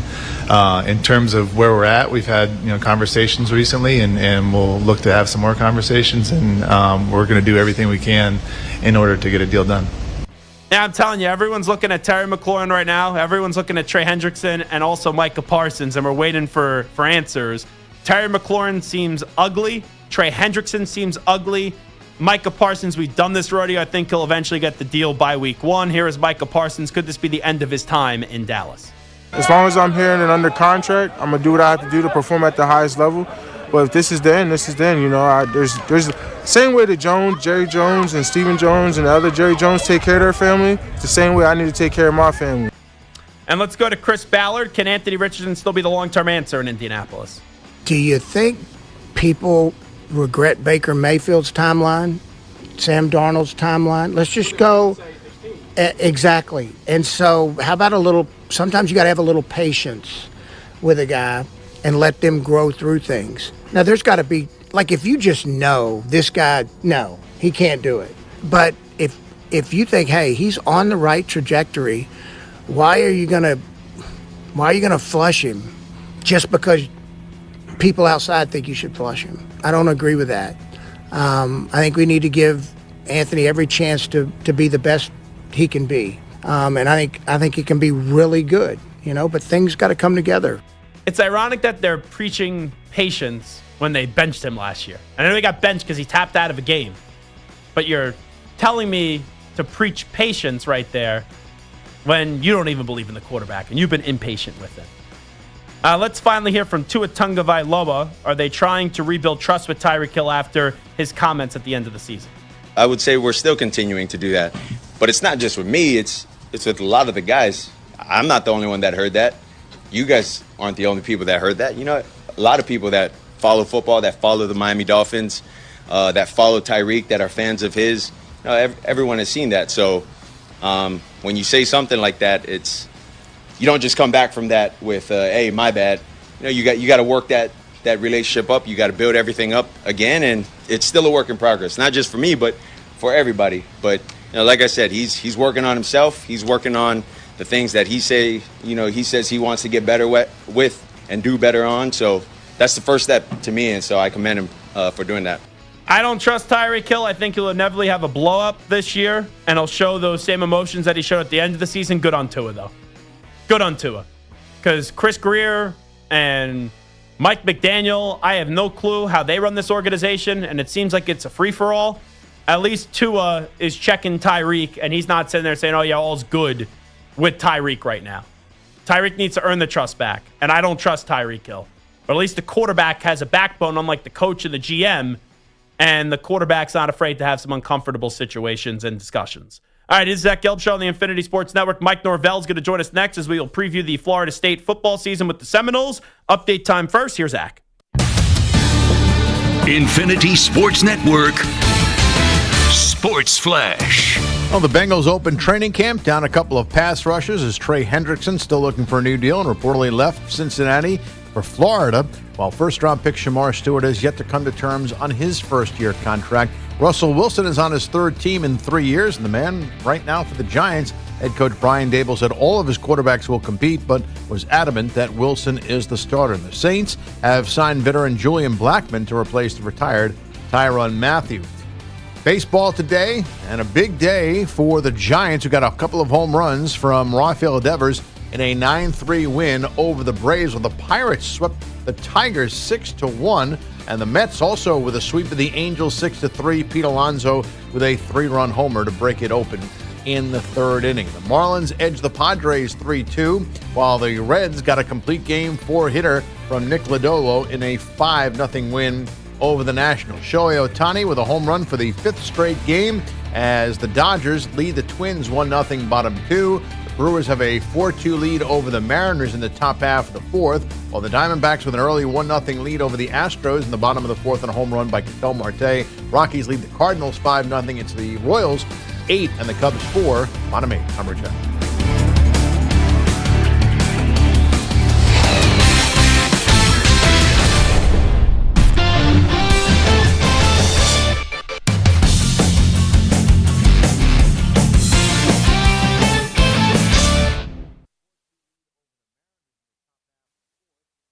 You're in a 5-minute break.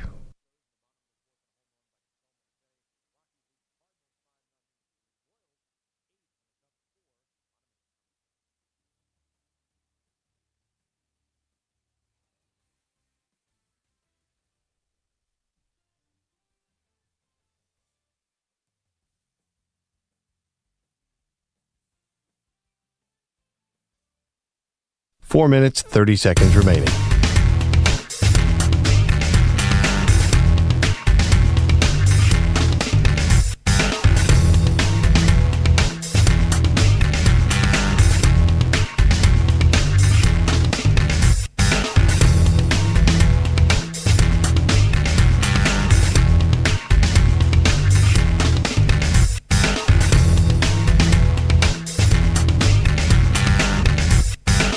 Four minutes remaining.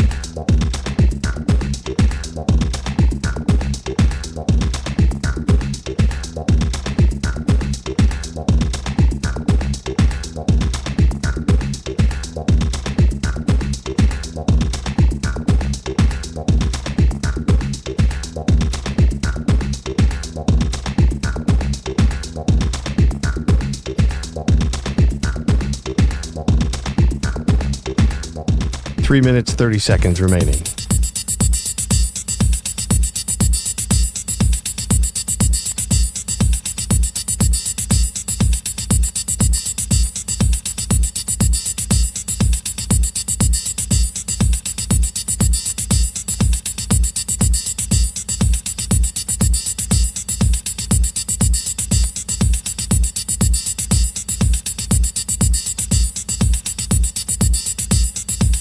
Three minutes remaining.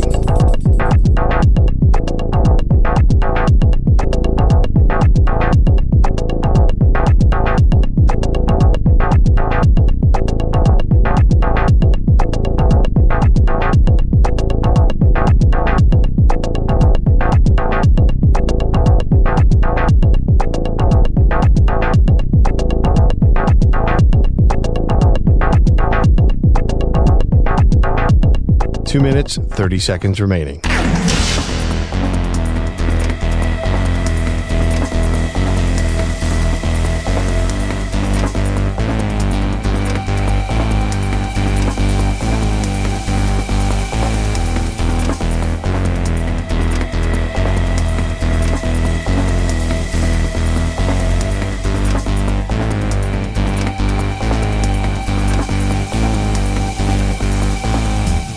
Two minutes remaining.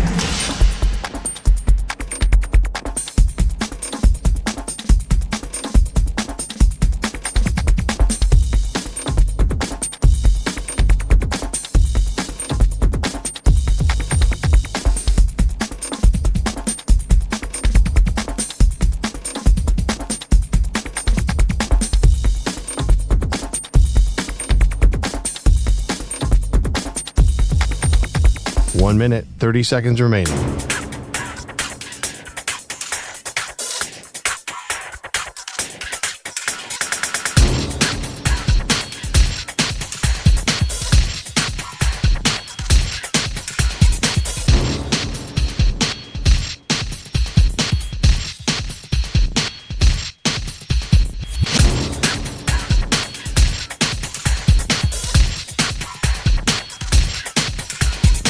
One minute remaining.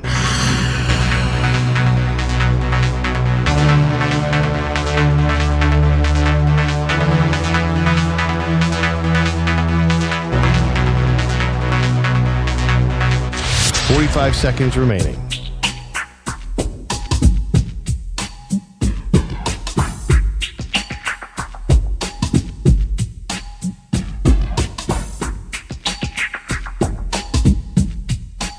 Seconds remaining.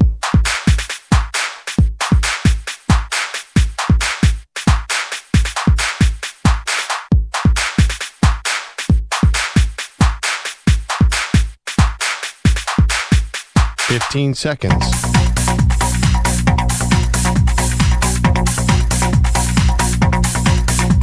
Break ends in 5 seconds.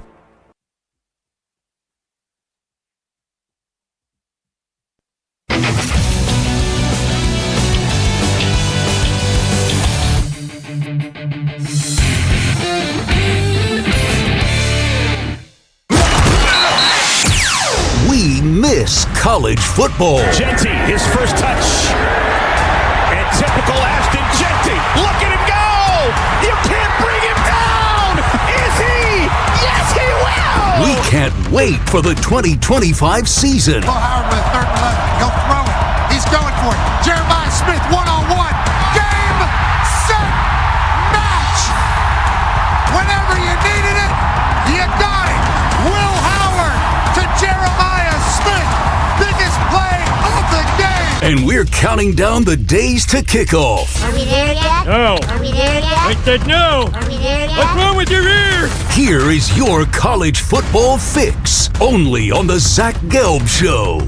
My next guest, I did happen to see him during the NFL playoffs last year in the press box at Lincoln Financial Fields when the Eagles were playing the Rams in snowy Philadelphia. A lot of his former football players were trying to fight away and find a way to go get a victory. Now he's in his 6th season on the college sidelines at Florida State. Florida State with the Seminoles 38 days away until they kick off their football season up against Alabama, and that has definitely been a game that has already been in the news. So we welcome in Mike Norvell, the head honcho at Florida State right now. Mike, appreciate the time as always, Coach. Appreciate it. How you been?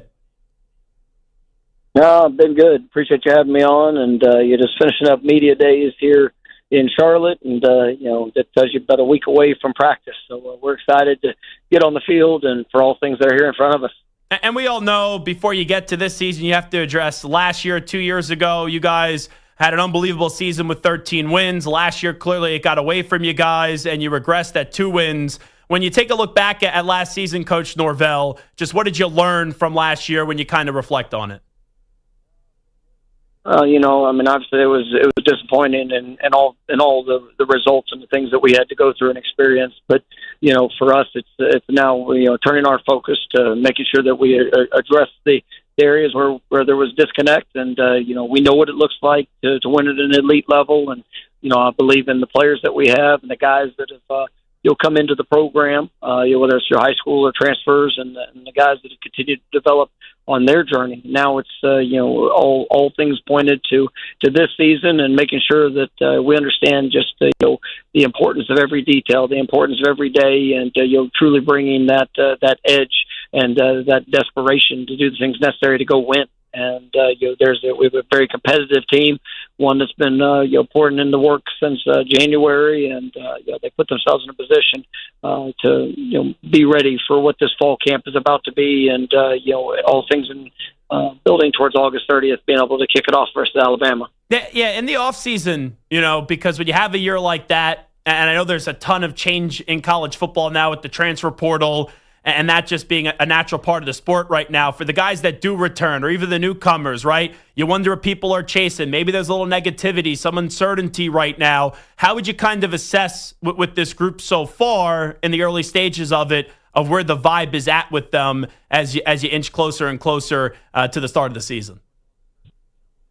Yeah, I've been really pleased with the investments that they've made, into each other. And, obviously every player has big expectations for themselves, for this football team, but seeing them, truly embrace the relationships, the understanding that it takes all of us, for us to be able to accomplish the things that we believe we can accomplish. And, you don't take for granted one day. And, but when you are around guys that are encouraging, that are challenging, that are picking up and pushing forward, and seeing, leaders emerge in that, that's what gets you excited as a coach. And, I'm grateful for every player that we have. I'm grateful for the staff because all of us have said yes to this journey.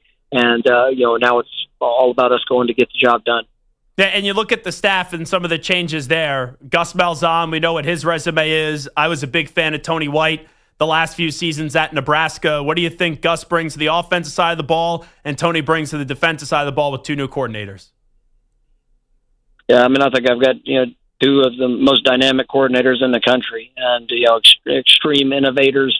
But, guys that, it's not just the concepts that we run, it's the mentality of which we attack. And, that's something that, us and for them. I think they've done a great job throughout the course of their career of adapting to the players that they have, and I believe in the talent of the players that we have on both sides of the ball, and I think these guys are going to be able to showcase that and maximize that on a daily basis.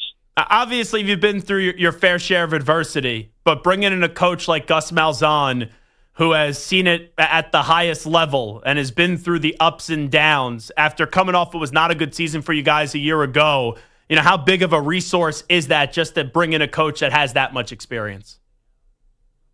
No, I mean, it's huge. And I mean, the last time Gus was an offensive coordinator, he won a national championship. And, that's the purpose and the focus of what we are aspiring to be. And, he knows the steps of what's necessary to be able to do that. Obviously his great deal of focus is on the offensive side of the ball, but also bringing a program perspective of, the things that it takes. And, we've got a 20-year relationship, and, I love the man and what he's about, and the impact that he makes, with the players that he gets to coach. Florida State has a passionate fan base. There could be some uncertainty right now. People don't know what to expect. Clearly, you've had success there, having 2 double-digit win seasons. If a fan says to you, hey, Coach, what can I expect from the football team this year with Florida State? What are your expectations? No, I mean, I've got the highest expectations, and we have a championship standard at Florida State, and we want to put ourselves in a position to be competing for that. And but ultimately, that's got to show up, in everything that we do. And I'm excited for what the future is for our program. Excited for these players to be able to go put that on display, and in the all things that are in front of us. It's just it's about this group coming together and to be able to leave their legacy for the 2025 season. And we've seen it done at a high level. We've got a chance that we've had a chance to lift a trophy in these last few years, and obviously we have the opportunity now to respond to a disappointing season. And I've got the ultimate confidence in what we're going to be able to do and what we will accomplish. Mike Norvell here with us, a few more minutes with the Florida State head football coach. They open up their season 38 days from now up against Alabama. Quarterback was an issue for you guys last year. You bring in Thomas Castellanos from BC in the transfer portal.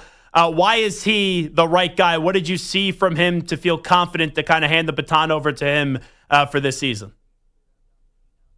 I think Tommy is a dynamic playmaker, and he's done it with his arms, he's done it with his legs, but all the things that you've seen from what he can do on the field, I really believe it's his heart, his passion, and just the investment he's willing to make to the people around him. And it's one of the things that probably attracted to me the most to him was having to compete against him. You see a guy that steps on the field and makes 10 other guys around him better, and it's not just been a perfect journey for him. He's had to experience the ups and the downs, but his mindset, his approach, and the driving force for him to be all that he's capable of becoming is something that I respect. And he's done it since day one when he got to Tallahassee, and I expect nothing less as we go through fall camp and this season ahead.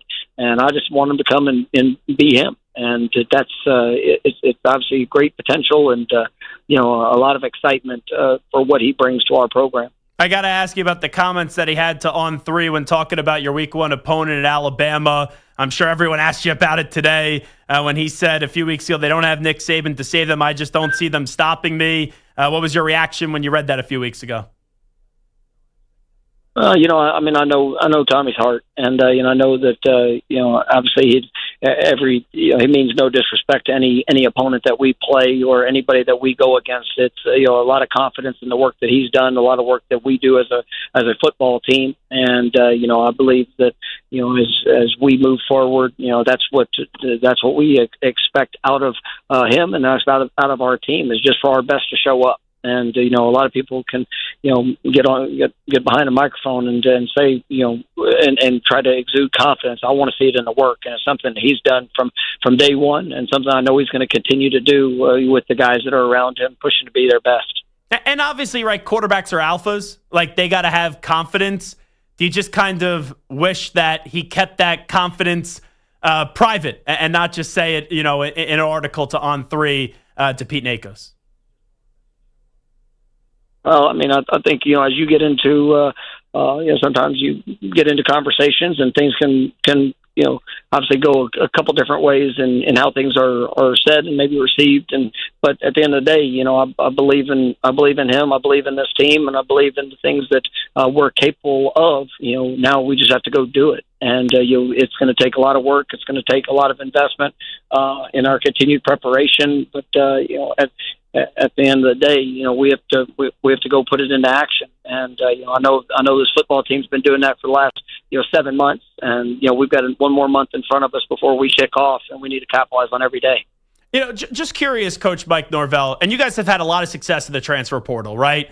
Braden Fisk was at Western Michigan before he got to you guys. Jared Verse was at Albany before he got to you guys. And look at what those two guys have done in the league. But when you miss on the DJ Uiagalelei, that's what people tend to highlight. So, I'm not saying you get too down on yourself over one decision. You got to revamp the entire process. But did you guys change in how kind of the transfer portals, I compare it to speed dating a little bit? Have you changed the approach on the transfer portal at all this offseason, and just the way that you go at identifying who could be a good fit for your program? Well, I mean, I think, like you said, I think we've been as good as anybody in the country when it comes to the guys that we've brought in, through transfer portal, and everybody's at a different spot in their journey. And we've had some of the best, the brightest in college football that have been able to showcase that here at FSU, and obviously, coming off a very disappointing season, we take full ownership of all things that were done and how we did it. But I'm excited for the guys we've been able to bring in. I believe that we've got guys that have proven productivity in what they've been able to accomplish. They're playing at a high level in college football, but also guys that are still striving for more and striving to be better, and to be able to put that on display here in their time in Tallahassee and here, a part of the Florida State football program. Well, Coach, good luck. I'm really excited to see the bounce back for your program this year, and we can't thank you enough for carving out a few minutes with us today. Thanks so much, and go Noles. There you go, Coach Mike Norvell, the head football coach at Florida State. A big season for him as he enters his 6th year with that program. I remember when he was at Memphis, and that's when I really started to like Mike Norvell, when I was covering the American Athletic Conference, which is now the American Conference after they made that change the other day. And there was a time, and I've talked about this to him, where everyone had him down and out, fired, and then he won back-to-back double-digit seasons. And then last year, right, not only did they have a bad season, the rug was pulled out from right underneath them, and all the good momentum really came crashing down, and now it's going to be a bounce back. And they are an intriguing team. I said it yesterday. I think they're the 3rd most intriguing story in the ACC this year. Clearly Clemson, you got Belichick, then after them, what is Florida State going to be, and can he restore confidence with that fan base to that program, which obviously has had some good moments and some bad moments with him as the head football coach. All righty, we will take a break. When we come on back, we got 3 holdouts going on, or 2 holdouts, and then 1 contract, other situation going on in the NFL. Will any of those 3 teams going with some contractual issues be forces this year in the NFL season?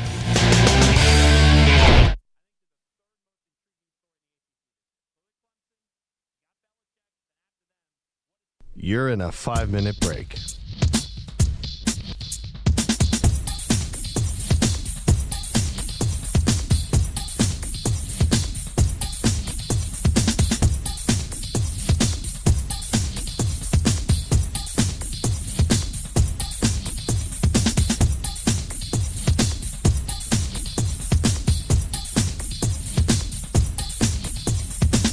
Four minutes, 30 seconds remaining.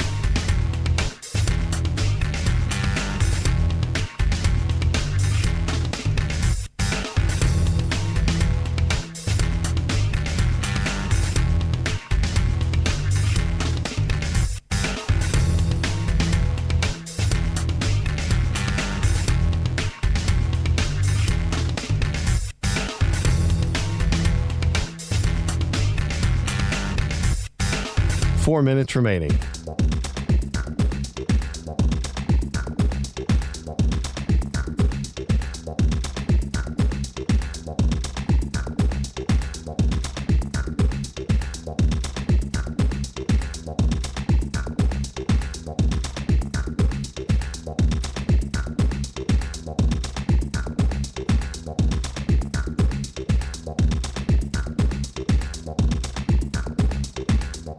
3 minutes, 30 seconds remaining.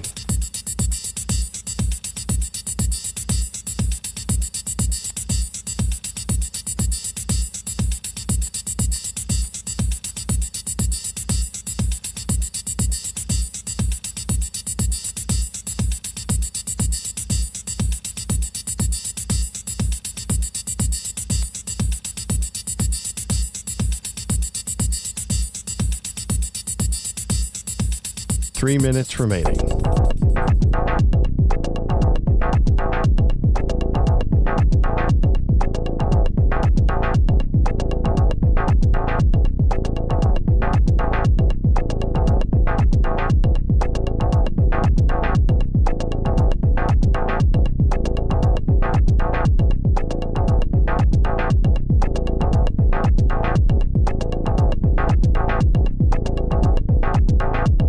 Two minutes, 30 seconds remaining.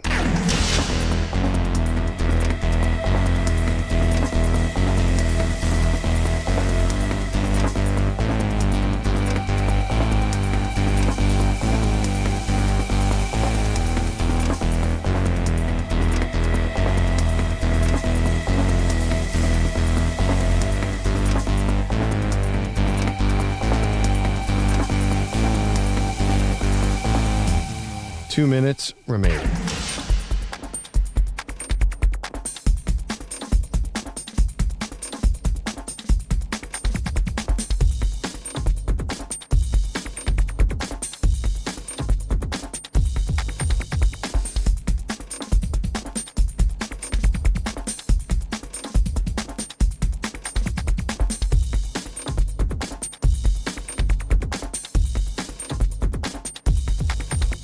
One minute, 30 seconds remaining.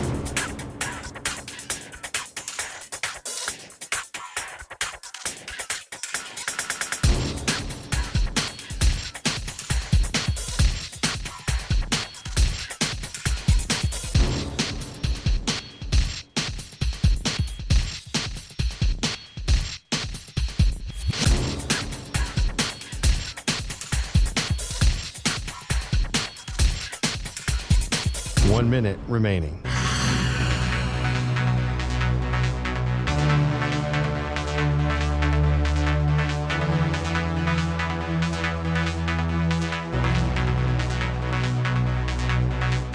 Forty-five seconds remaining.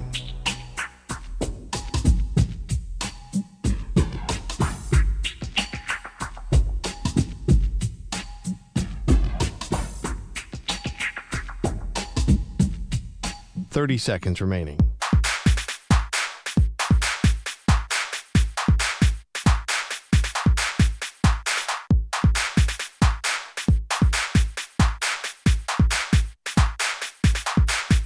Fifteen seconds.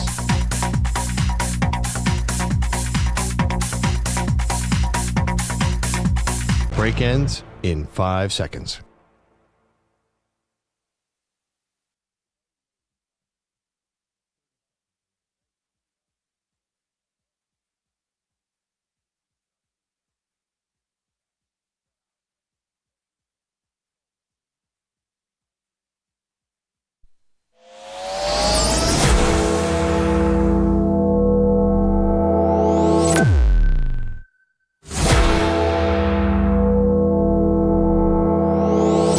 Infinity and beyond.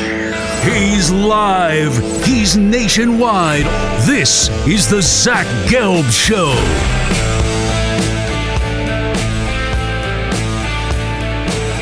Alrighty, hour number 3 of our radio program. It is the Zach Gelb Show on the Infinity Sports Network. So Terry McLaurin is holding out. Trey Hendrickson is holding out. And Micah Parsons showed up.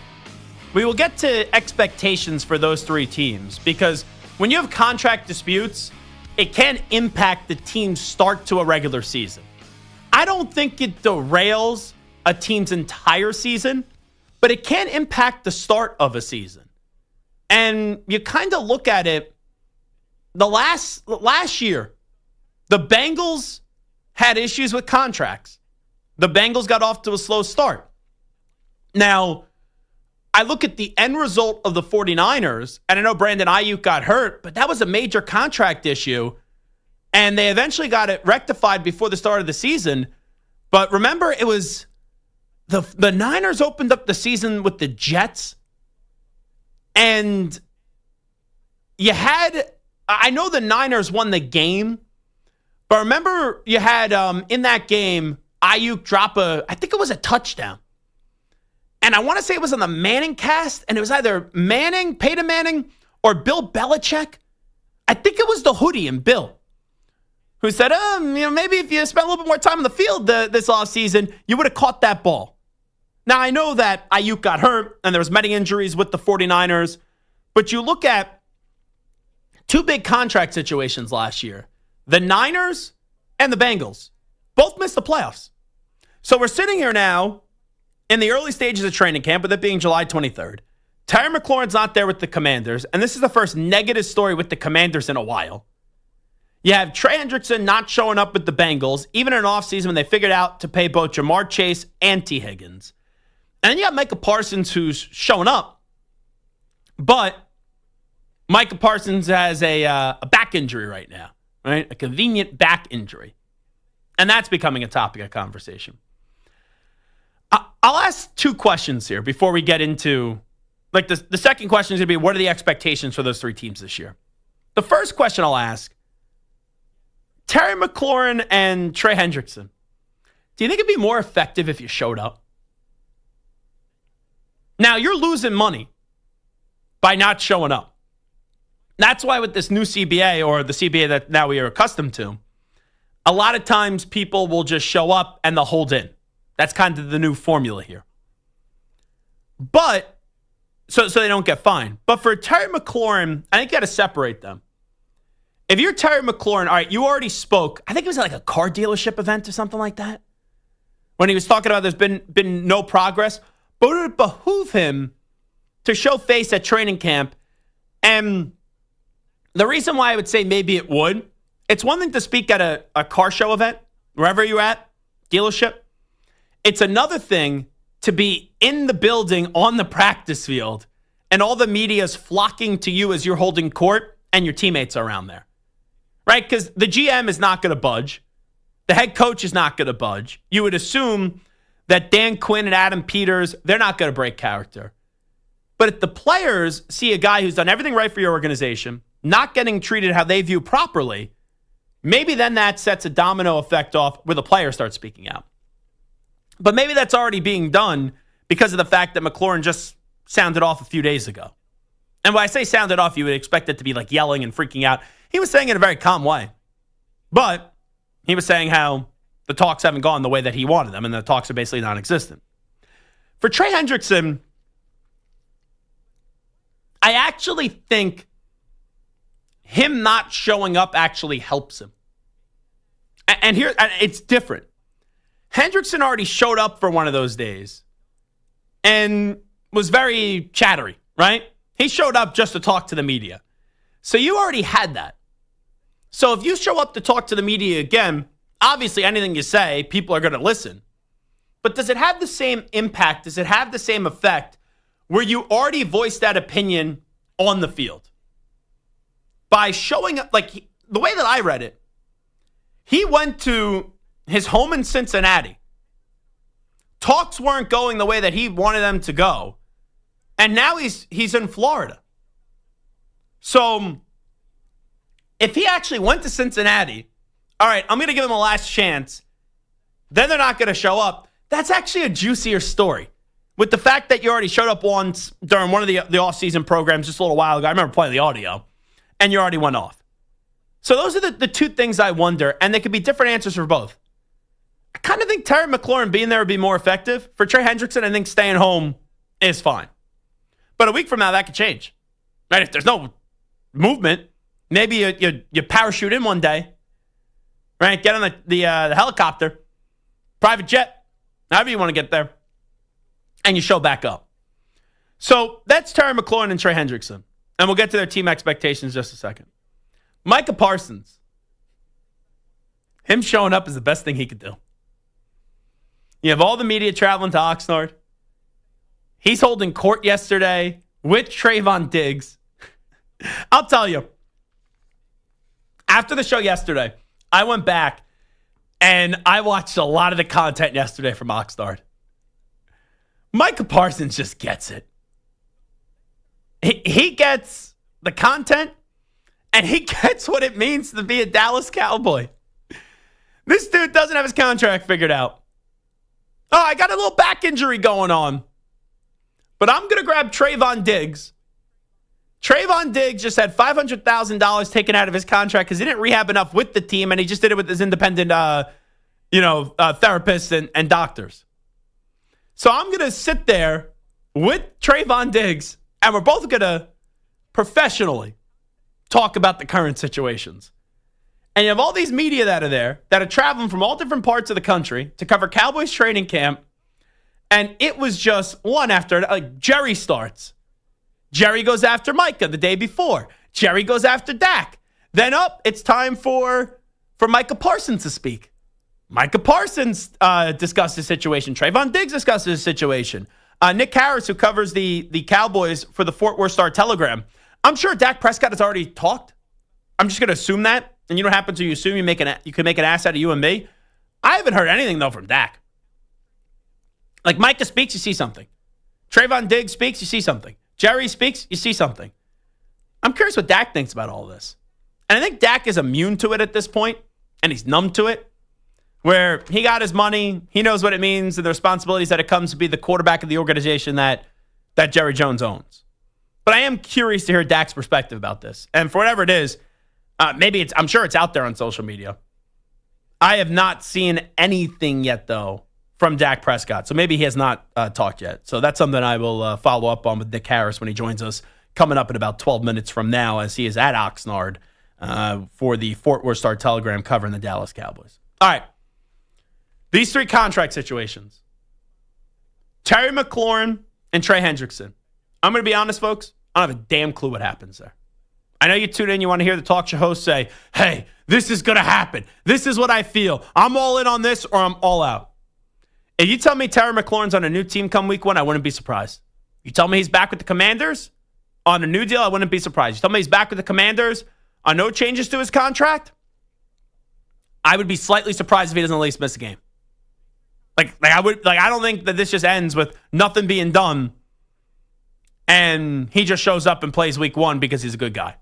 Trey Hendrickson, same thing. You tell me he's playing on the Buffalo Bills week one? I'm just throwing out a random team, wouldn't be shocked. You tell me they found a way to rectify this situation? Wouldn't be surprised. You tell me, though, he's showing up week one with no changes to the contract? I'd be stunned. Stunned.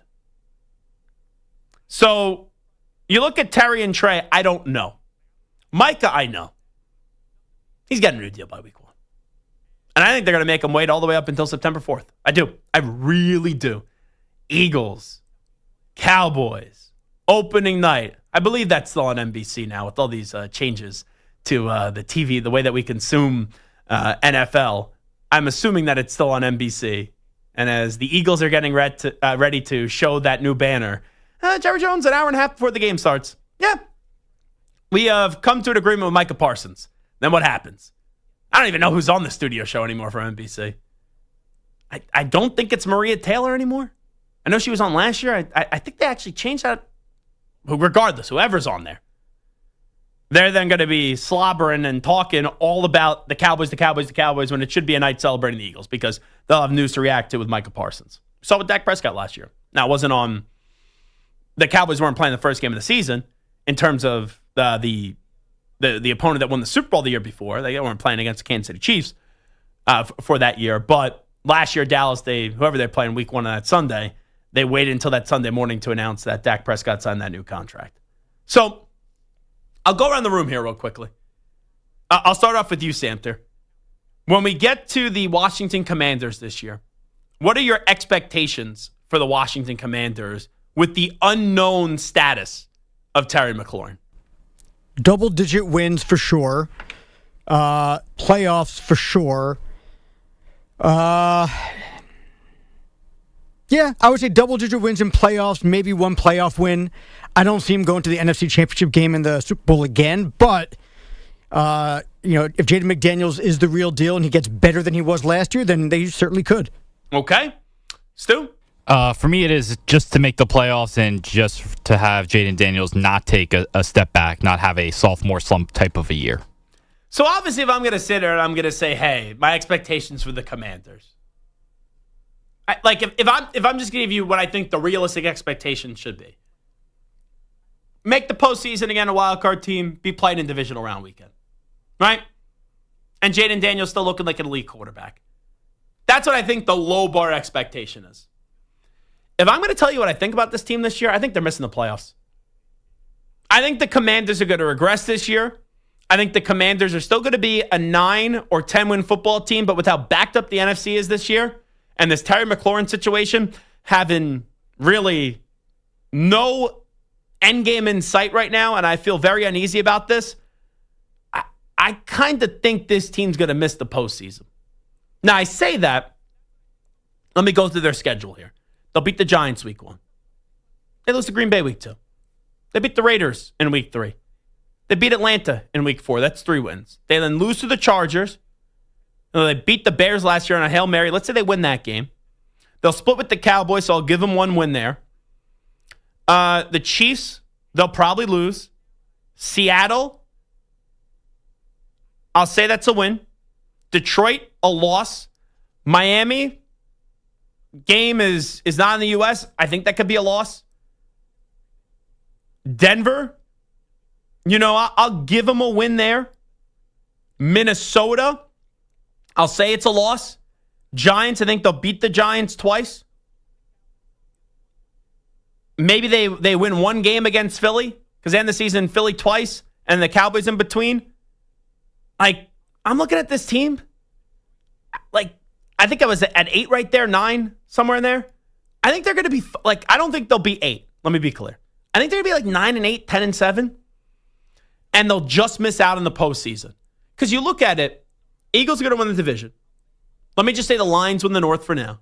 Tampa Bay wins the South.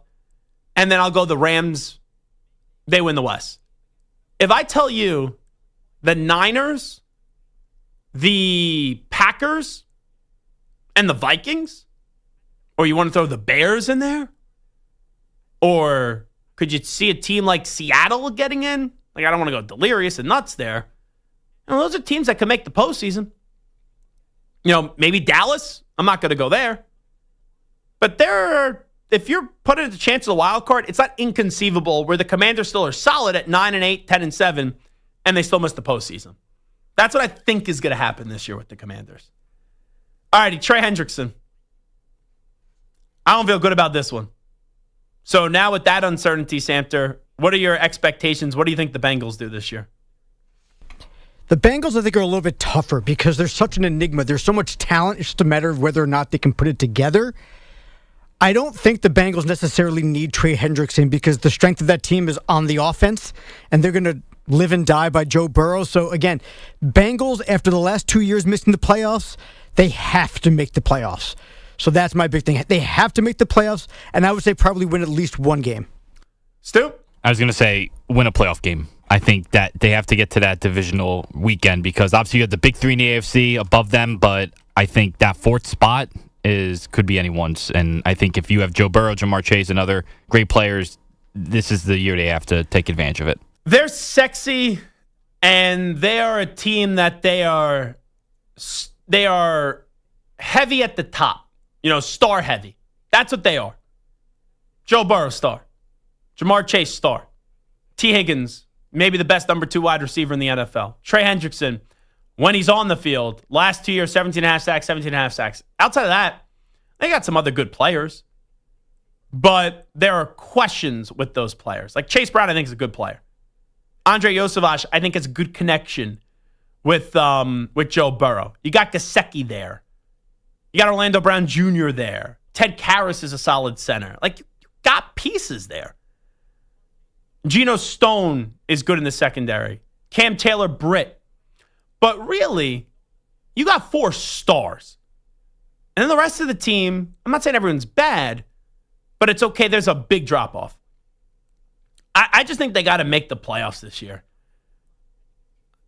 And I look at this, and this shows you how deeper the NFC is in the AFC. Like I just told you, the Commanders can miss the playoffs. You look at the AFC, Bills going to win the East.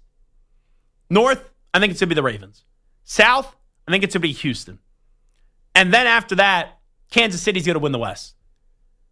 Like, I know the Chargers made the playoffs last year. Just as easily as they made it last year, they can miss it this year. Same thing for the Denver Broncos. You know, who's the second team that you trust in the South? Is it Jacksonville? All right, you look at the AFC North. Bengals are obviously in that. The Browns are going to stink. And the Steelers, I can't feel great about them. And the AFC East, you get the Dolphins. So the NFC, it's like, oh, you make the wild card. You could still have a good season and be on the outside looking in.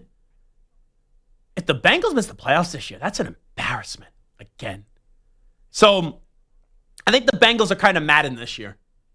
And what I mean by that is I think that the Cincinnati Bengals are going to be a team, just like last year, they put up a lot of points, but they get the right breaks this year, and they squeeze in as the 6 or 7 seed in the wild card. Real quickly, expectations for the Cowboys this year. At the end of the year, how we talk about Dallas, and I think the Micah deal gets done by week 1. Yeah, I think the Cowboys, we're talking about them again as a double-digit team. And if not in the playoffs, battling for the playoffs. Like 9-10 wins for sure, and then within that playoff conversation. All righty, Stu? I'd say 8 or 9 wins. I don't think they're a playoff team. Yeah, I think at best they're a fringe wild card team. They got some star power with CeeDee Lamb, with George Pickens. You got Dak Prescott if he's healthy, Micah Parsons, assuming the contract situation gets done. Their end of the schedule, it is not easy. From week 12 and on, they play the Eagles, the Chiefs, at the Lions, the Vikings, the Chargers, the Commanders, and the Giants. They got to take advantage in the front. And still, the beginning of the schedule, they're at the Eagles. All right, then you play the Giants. Then you play the Bears. Then you play Green Bay tough. Then you're at the Jets. You're at Carolina. You play the Commanders tough. You play the Broncos tough. You play the Cardinals. You got a bye week, and then you're at the Raiders. I think this is a team where they're just on that line. They could be better than what you would expect, but they're just on that line of a game under 500 or a game over 500. I almost do. I think they're an 8 or 9 win team. My gut tells me they'll be a 9-8 team, and they'll just be out in the postseason.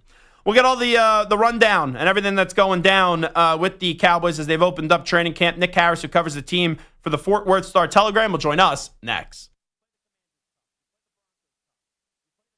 You're in a 5-minute break.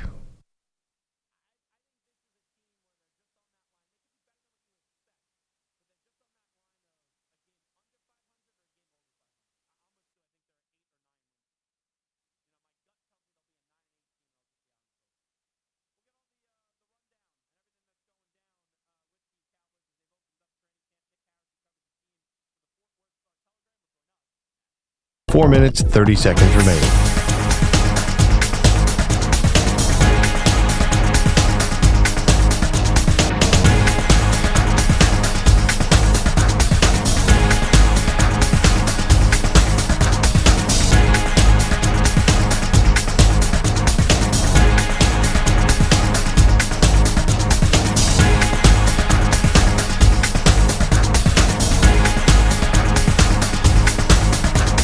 Four minutes remaining.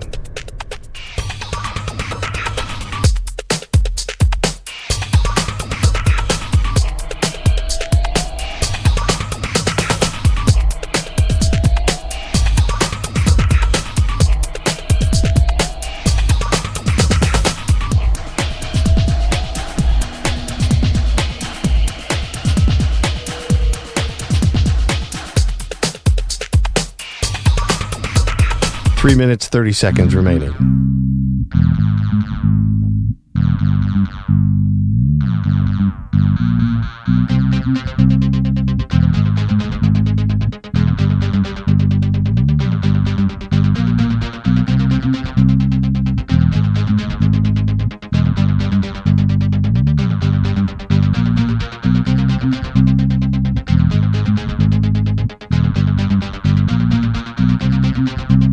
Three minutes remaining.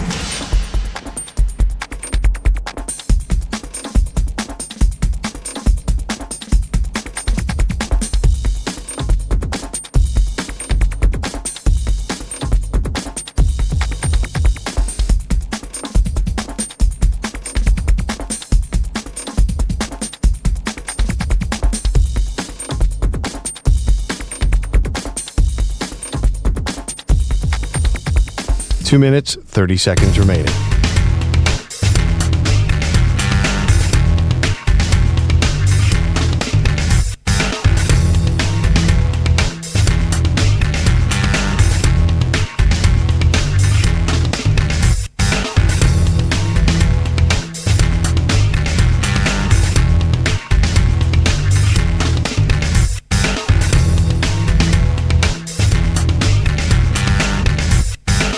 Two minutes remaining.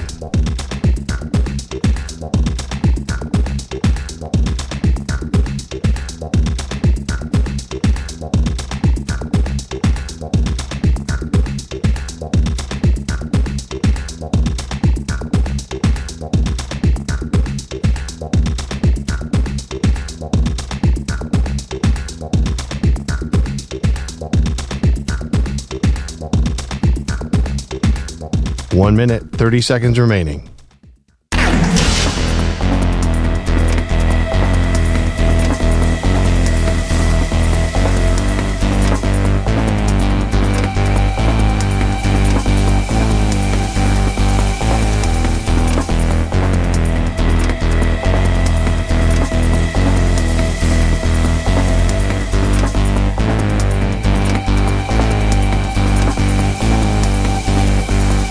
One minute remaining.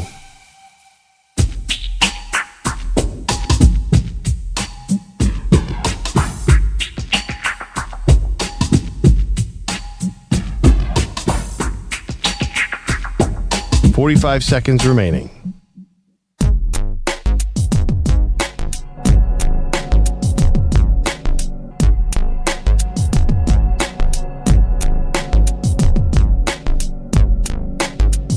.30 seconds remaining.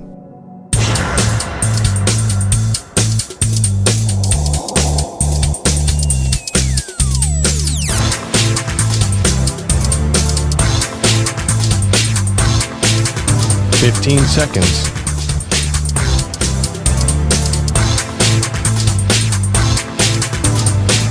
Break ends in 5 seconds.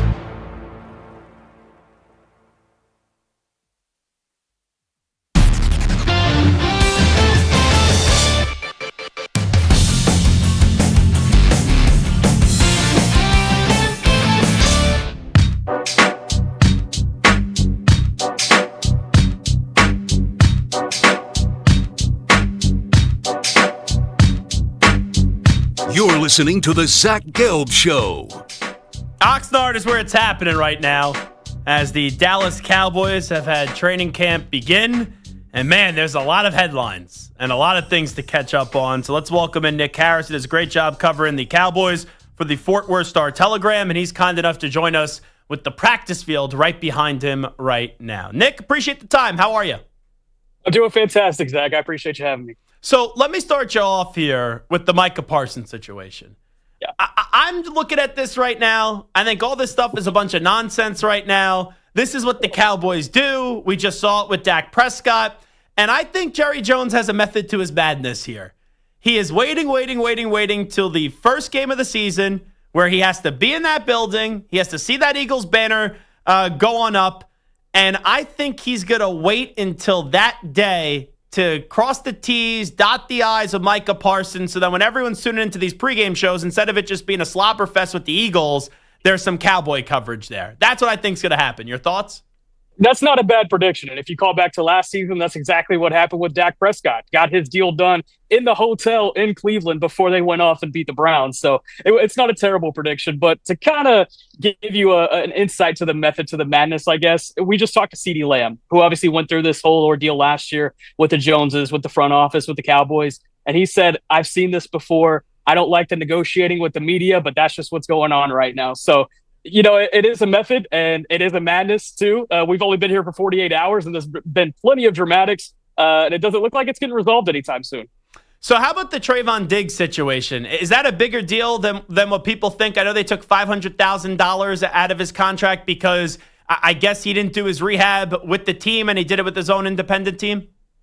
Yeah, correct. So he signed a 9-figure extension 2 summers ago right here in Oxnard in August of 2023. And a clause in that contract required him to show up to at least 84% of offseason activities. It's not an uncommon clause. It's in Dak Prescott's contract, Osa Digizua's contract, and now CeeDee Lamb's. And he knew about it. And whenever he decided to rehab and train away from the team in South Florida, he was docked that $500,000. I was able to ask him yesterday. I said, "Were you surprised that they actually didn't force it?" And he said, "Yeah, my feelings were kind of hurt." So I think there's definitely some tension between the front office and Trayvon Diggs. You go back to the front office's comments on Monday afternoon talking about Trayvon. They brought up Trayvon on their own. They weren't even asked about it, and said that they want more out of him. They want more leadership out of him. They want him present more. They want him to attack his rehab a little bit better. And then the very next day, Trayvon's going, "Hey, my rehab has gone fine. I'm actually ahead of schedule. I was surprised that they docked my pay." But I was able to ask him, "Are you still happy here?" Because there was some fan rhetoric that, hey, this might be trending towards a situation where he'll request a trade one of these days. He said, I'm still really happy here. I have my brothers. I have my teammates. That's all that matters to me. So we'll see if he actually ends up stating that case whenever the season does come around, and that ends up being the case. But nevertheless, there's some tension here in Oxnard between the two sides. I know what you said about CeeDee Lamb and his comments. And then you see yesterday, right, Micah is there, but he's got this back injury, a.k.a. doesn't have a new contract. And Trayvon Diggs then partners up with Micah Parsons to speak to the media. It's almost like the Cowboys players now know what to expect and the games that go on.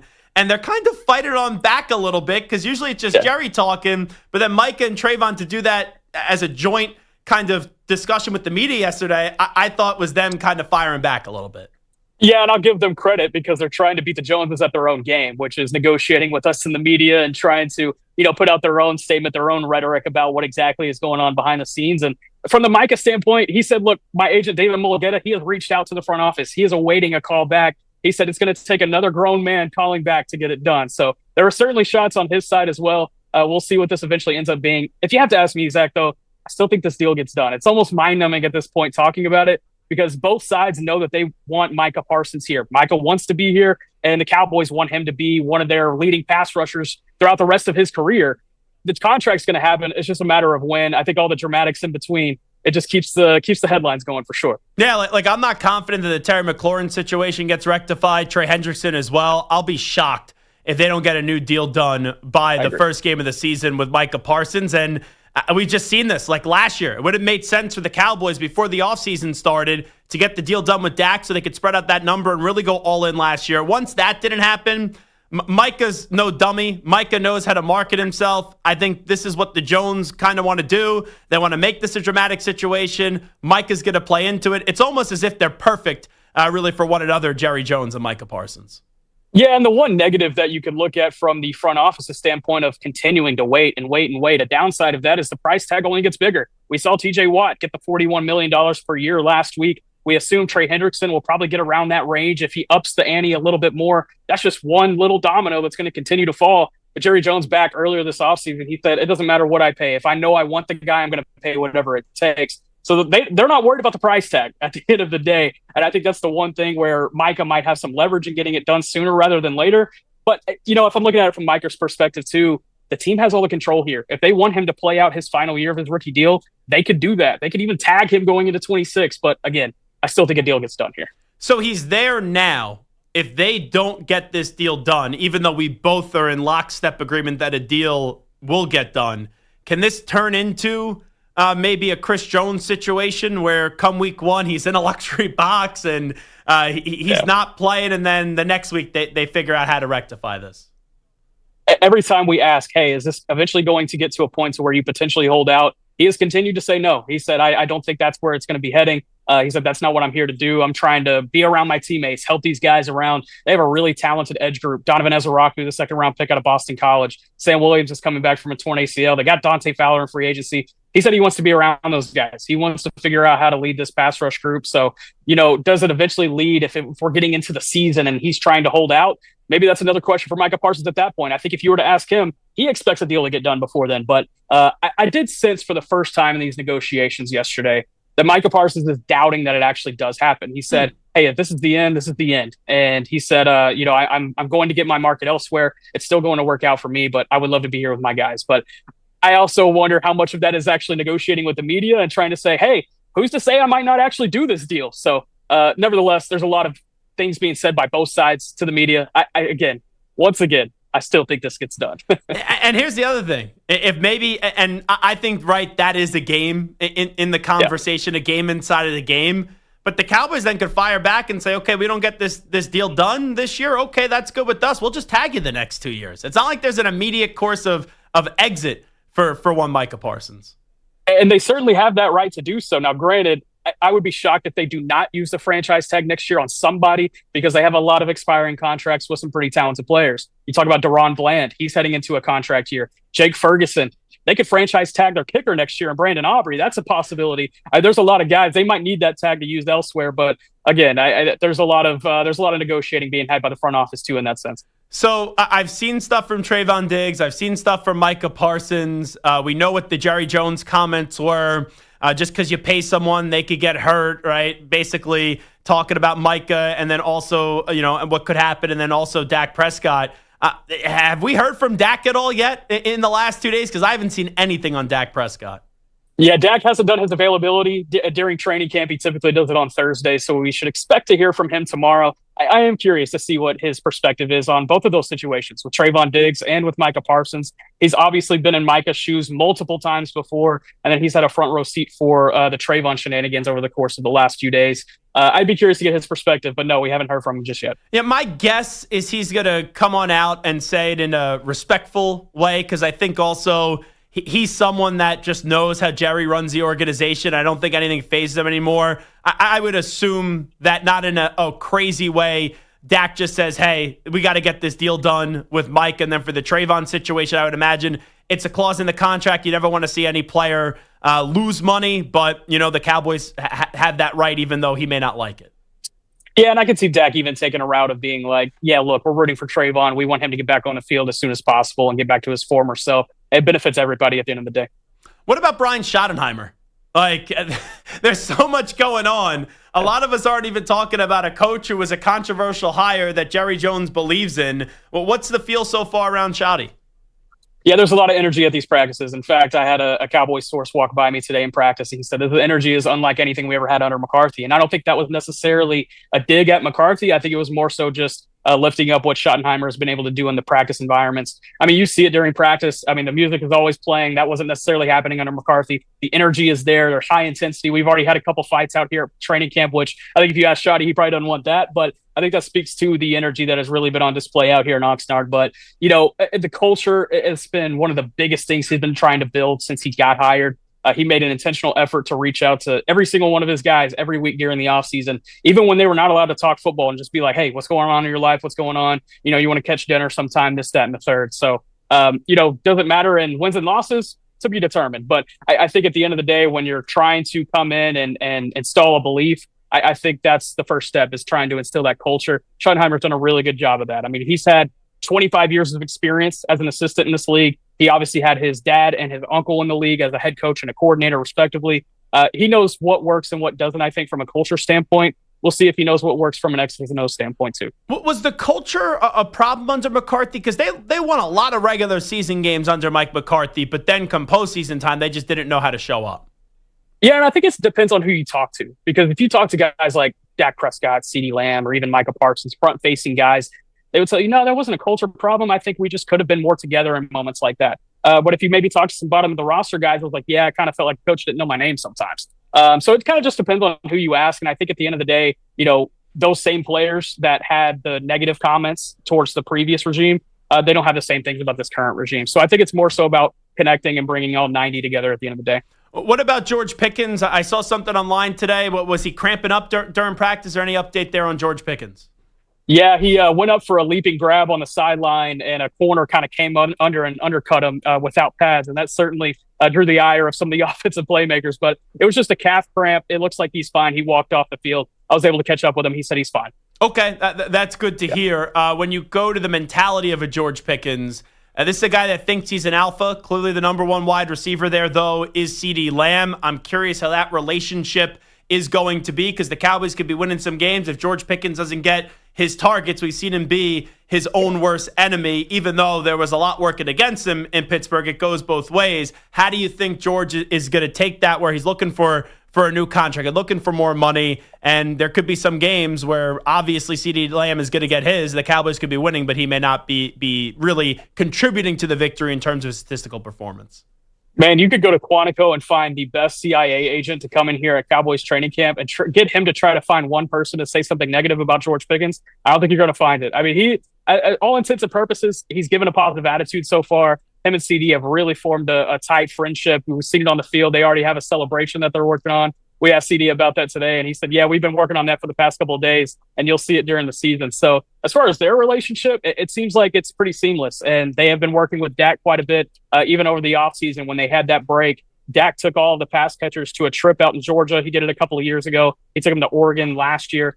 This time, again, took them back to the Peach State and just routes on air and then connecting at night over beer or wine or food or whatever. And again, you can't find one negative thing about George Pickens, but the thing that I question, knowing what happened in Pittsburgh with George Pickens, is let's say this team starts 0-2 and Pickens has 4 receptions in those 2 games. How does he react to that, A? And then B, how does Schottenheimer potentially react to a disgruntled Pickens? And I think that's going to test a lot of things that they've been building over this offseason. That might end up being the first big test for this team is, how does Schottenheimer handle adversity? It's going to happen at some point. It's a 17-game season, happens for every team. I'm curious to see when that is handled and how it is handled. What do you expect out of this team this year? Because we were talking about before you jumped on. I think they'll be a team that people at the end of the year go, oh, better than what I thought, but I still think they're like an 8 or a 9-win football team. I think they're either a game below or a game above 500. Yeah, I see the 7.5 win total in Vegas as their projection. I think they go over that. I have been looking at about a 10-7 sneak into the wild card round type of situation, but it all depends on the health of these guys. If Dak Prescott can't stay healthy for 17 games, that's really going to speak to the conclusion of the year. It goes to Micah Parsons, CeeDee Lamb. Both of those guys were banged up last year. I mean, the injuries that they had last season just really mounted up. And CeeDee Lamb talked about that today. He was asked, hey, what are your goals for the season? He said, I don't like sharing my goals, but I'll give you one. I'm trying to stay healthy for all 17 games. Availability is going to be the biggest thing when it comes to this team's success. And I believe in that. If this team can stay healthy, I think it is a playoff team, but it's not a given. A lot of guys on the wrong side of 30 that are getting older in their career. How does age catch up with these guys? Here's also one more thing before we let you run, Nick Harris. I think there's a big misnomer with Jerry Jones. A lot of people view him as impatient with coaches and head coaches. I think he is extremely patient. We saw the whole Jason Garrett situation. Mike McCarthy, it was a contractual thing at the end of the day, and egos got in the way. But there's been some questions like, could Schottenheimer be one and done? And right, you have all those rumors about Nick Saban and Belichick now, being back in college, and Coach Prime's never going to go away. And the Cowboys are always used, and right, people throw out those names, and I understand why they do it. There's no way here that Schottenheimer's one and done, right, with the Cowboys. Someone asked me yesterday, one of my media folks, he said, what if this team goes 3-14? Do they dip on Schottenheimer? And I said no, because Jerry does not like paying a coach that is not actually coaching. He signed a 4-year contract. He's going to live out that 4-year contract. I'd be surprised if he doesn't. Jerry has said it multiple times. If I'm going to pay a buyout for a guy, it better be for a damn good reason. And so I don't know. Maybe a 3-14. Maybe I'd have to put my money where my mouth is. But overall, Schottenheimer's here for the long haul. And I think if you talk to the front office, you talk to people behind the scenes, there's a lot of excitement about what Schottenheimer is building. I think more so than what is outside of the building. We'll see when the time comes, though. X's and O's are going to be the biggest part of it to Schottenheimer's success. He's Nick Harris. He does a great job covering the Dallas Cowboys with Fort Worth Star-Telegram. Nick, appreciate you joining us and carving out some time. Appreciate it, Zach. Y'all have a good one. You got it. There he is, Nick Harris, one of the best covering the Dallas Cowboys. We will take a timeout. One more segment to play. We got an Ask the Pros question coming your way next. Update time first. Here's Zach. Infinity Sports Network. Sports Flash. Well, a tough start for the Cardinals in their first-round pick, Walter Nolan, who suffered a calf injury on the first day of workouts. That will knock him out for the remainder of training camp. He should be back in time for the season opener. Meanwhile, Trey Hendrickson is not at Bengals camp. No surprise there, as he's looking for a new contract. And Shamar Stewart, also a no-show, as he has yet to come to terms on his first deal.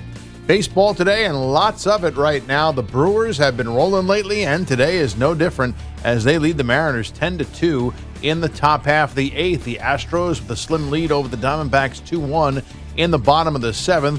Shohei Ohtani and Royce Lewis have traded solo home runs, and the Twins and Dodgers are even at 1 at the top of the 7th. Also today, the Reds got a complete Game 4 hitter from Nick Lodolo to beat the Nationals by a score of 5-0, while the Marlins topped the Padres 3-2. The Giants getting a couple of home runs from Rafael Devers in an easy 9-3 victory over the Braves. Justin Verlander gets his first victory of the year. The Pirates sweep the Tigers 6-1, while the Mets swept the Angels 6-3 to move into a first-place tie with the Phillies, who are in action in about an hour and a half from now. And the Cubs losing to the Royals today by a score of 8-4. Rockies blank the Cardinals 6-0 on the Jets.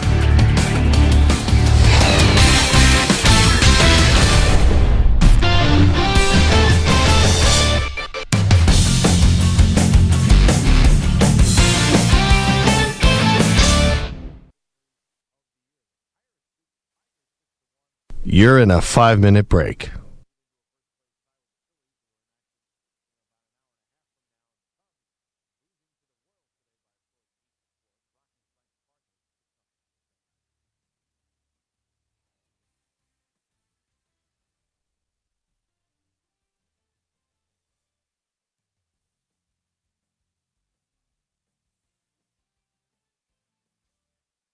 Four minutes, 30 seconds remaining.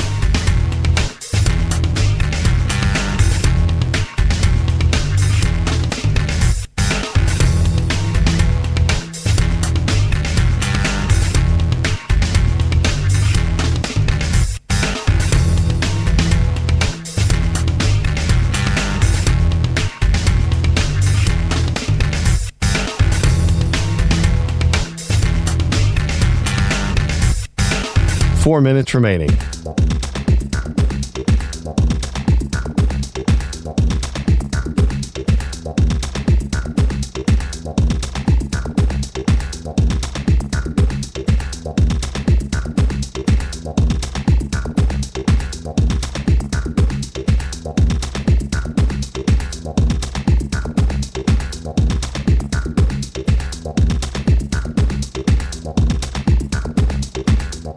Three minutes, 30 seconds remaining.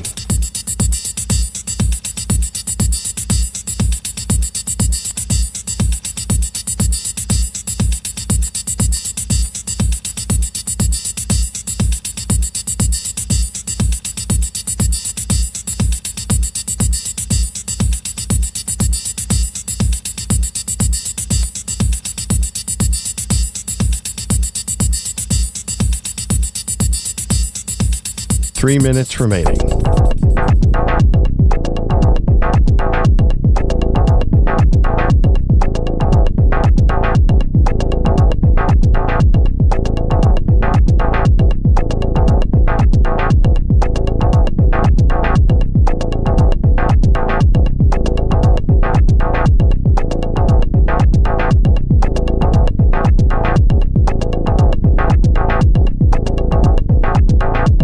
Two minutes, 30 seconds remaining.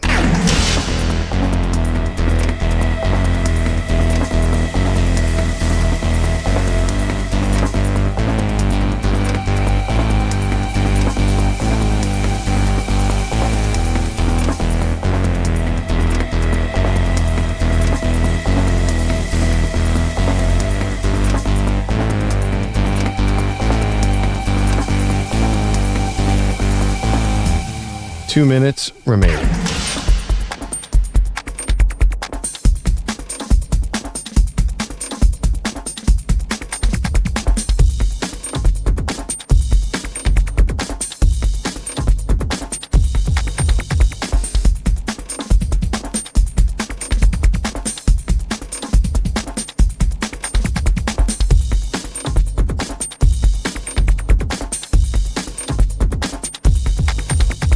One minute, 30 seconds remaining.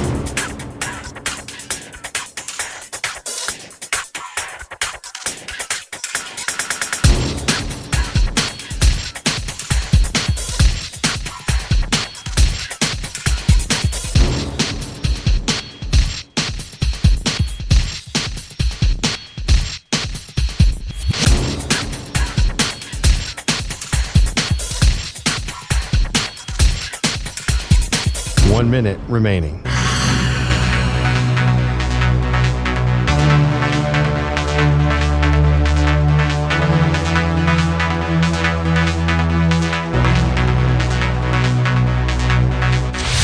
45 seconds remaining.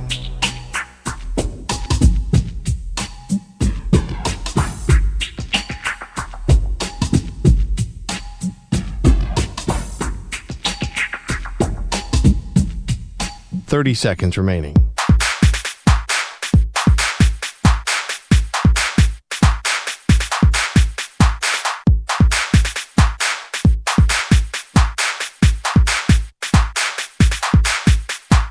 Seconds.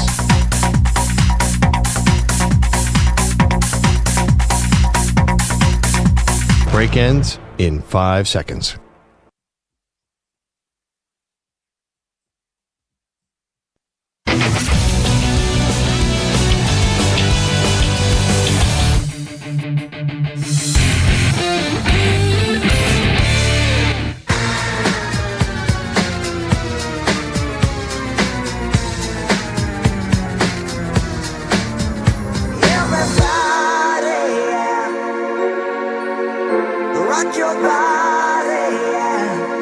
Hey, this is Howie. And this is Nick. We're from the Backstreet Boys. And you're listening to the Zach Gelb Show. And guess what? Zach is back. All right. He's live. He's nationwide. This is the Zach Gelb Show. Oh, my God. We're All righty, it's time to answer Ask the Pros question today, brought to you by O'Reilly Auto Parts. I'm actually going to do 2 today. And you could submit a question by tweeting at INF SportsNet or at Zach Gelb using the hashtag AskThePros. You can thank O'Reilly Auto Parts for all your car care needs. Get guaranteed low prices and excellent customer service from the professional parts people at O'Reilly Auto Parts. So Chris Fields on Twitter says, Zach, hashtag AskThePros. If the Big Ten or ACC is as elite as the SEC, how come people don't hold teams in the Big Ten to the same winning standards as an LSU or Alabama? To every year, it's natty or bust, but instead, if it's Iowa, Purdue, or even Indiana, getting a 9-3 season is viewed as a success. This question makes no sense to me. All right? And I've seen Chris in the YouTube chat. You got no problem with Chris, but he's a sensitive SEC fan.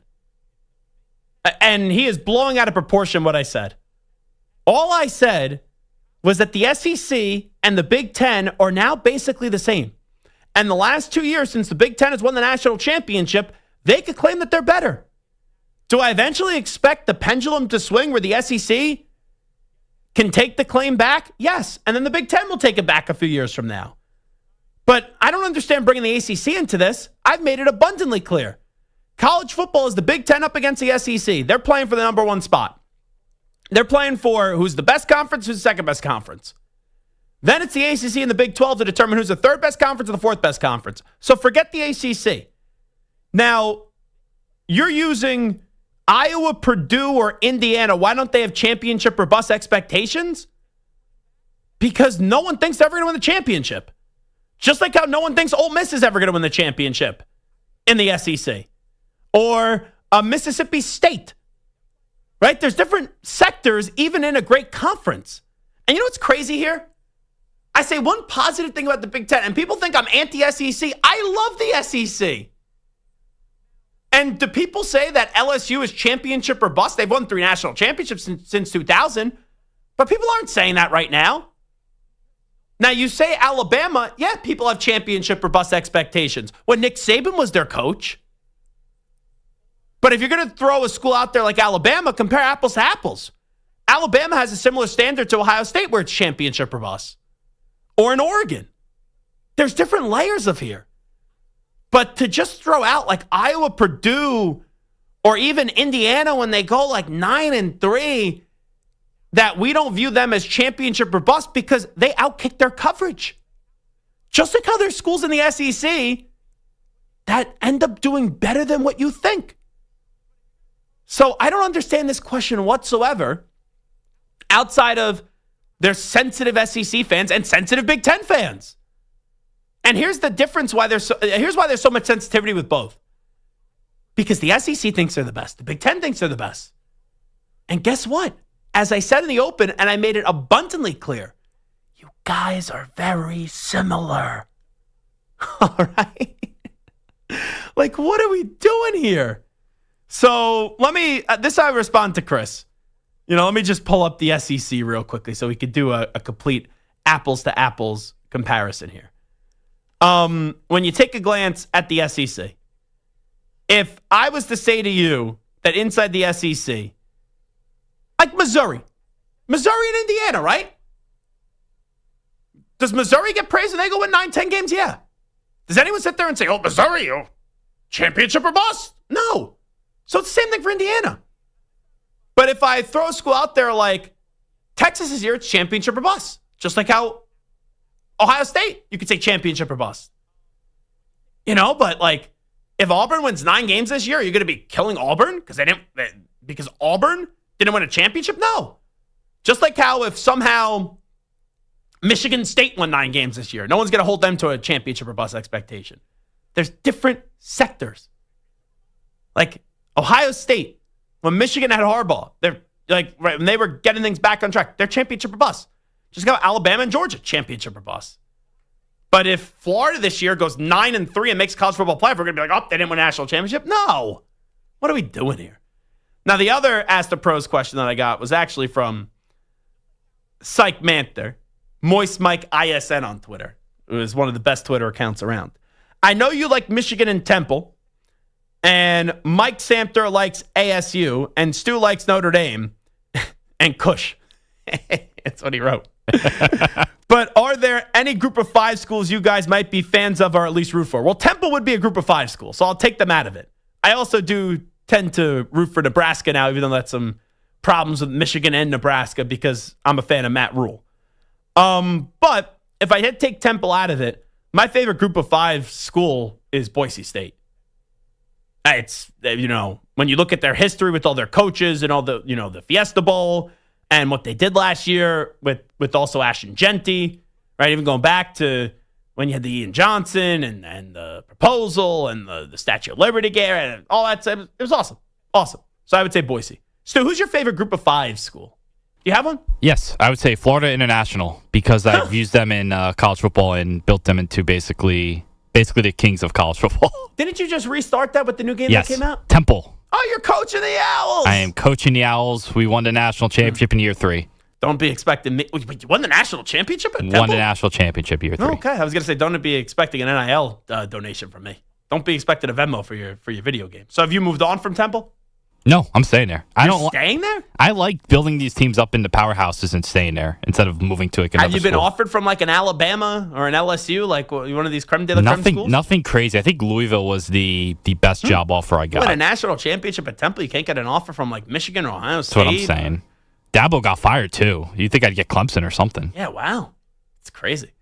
Samter, who's your favorite group of 5 school?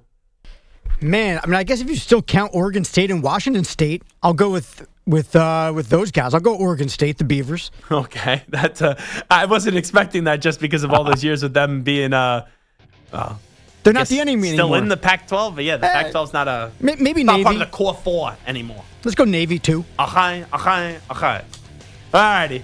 That will do it for the Zach Gelb Show today. We'll be back tomorrow at 3 p.m. Eastern, noon Pacific time. Samter, Stu, thank you. Big thanks to each and every one of you for tuning in however you do consume us. And also like to thank Nick Harris for joining us and Mike Norvell. We'll talk manana, everybody. We out. Bye-bye. Peace.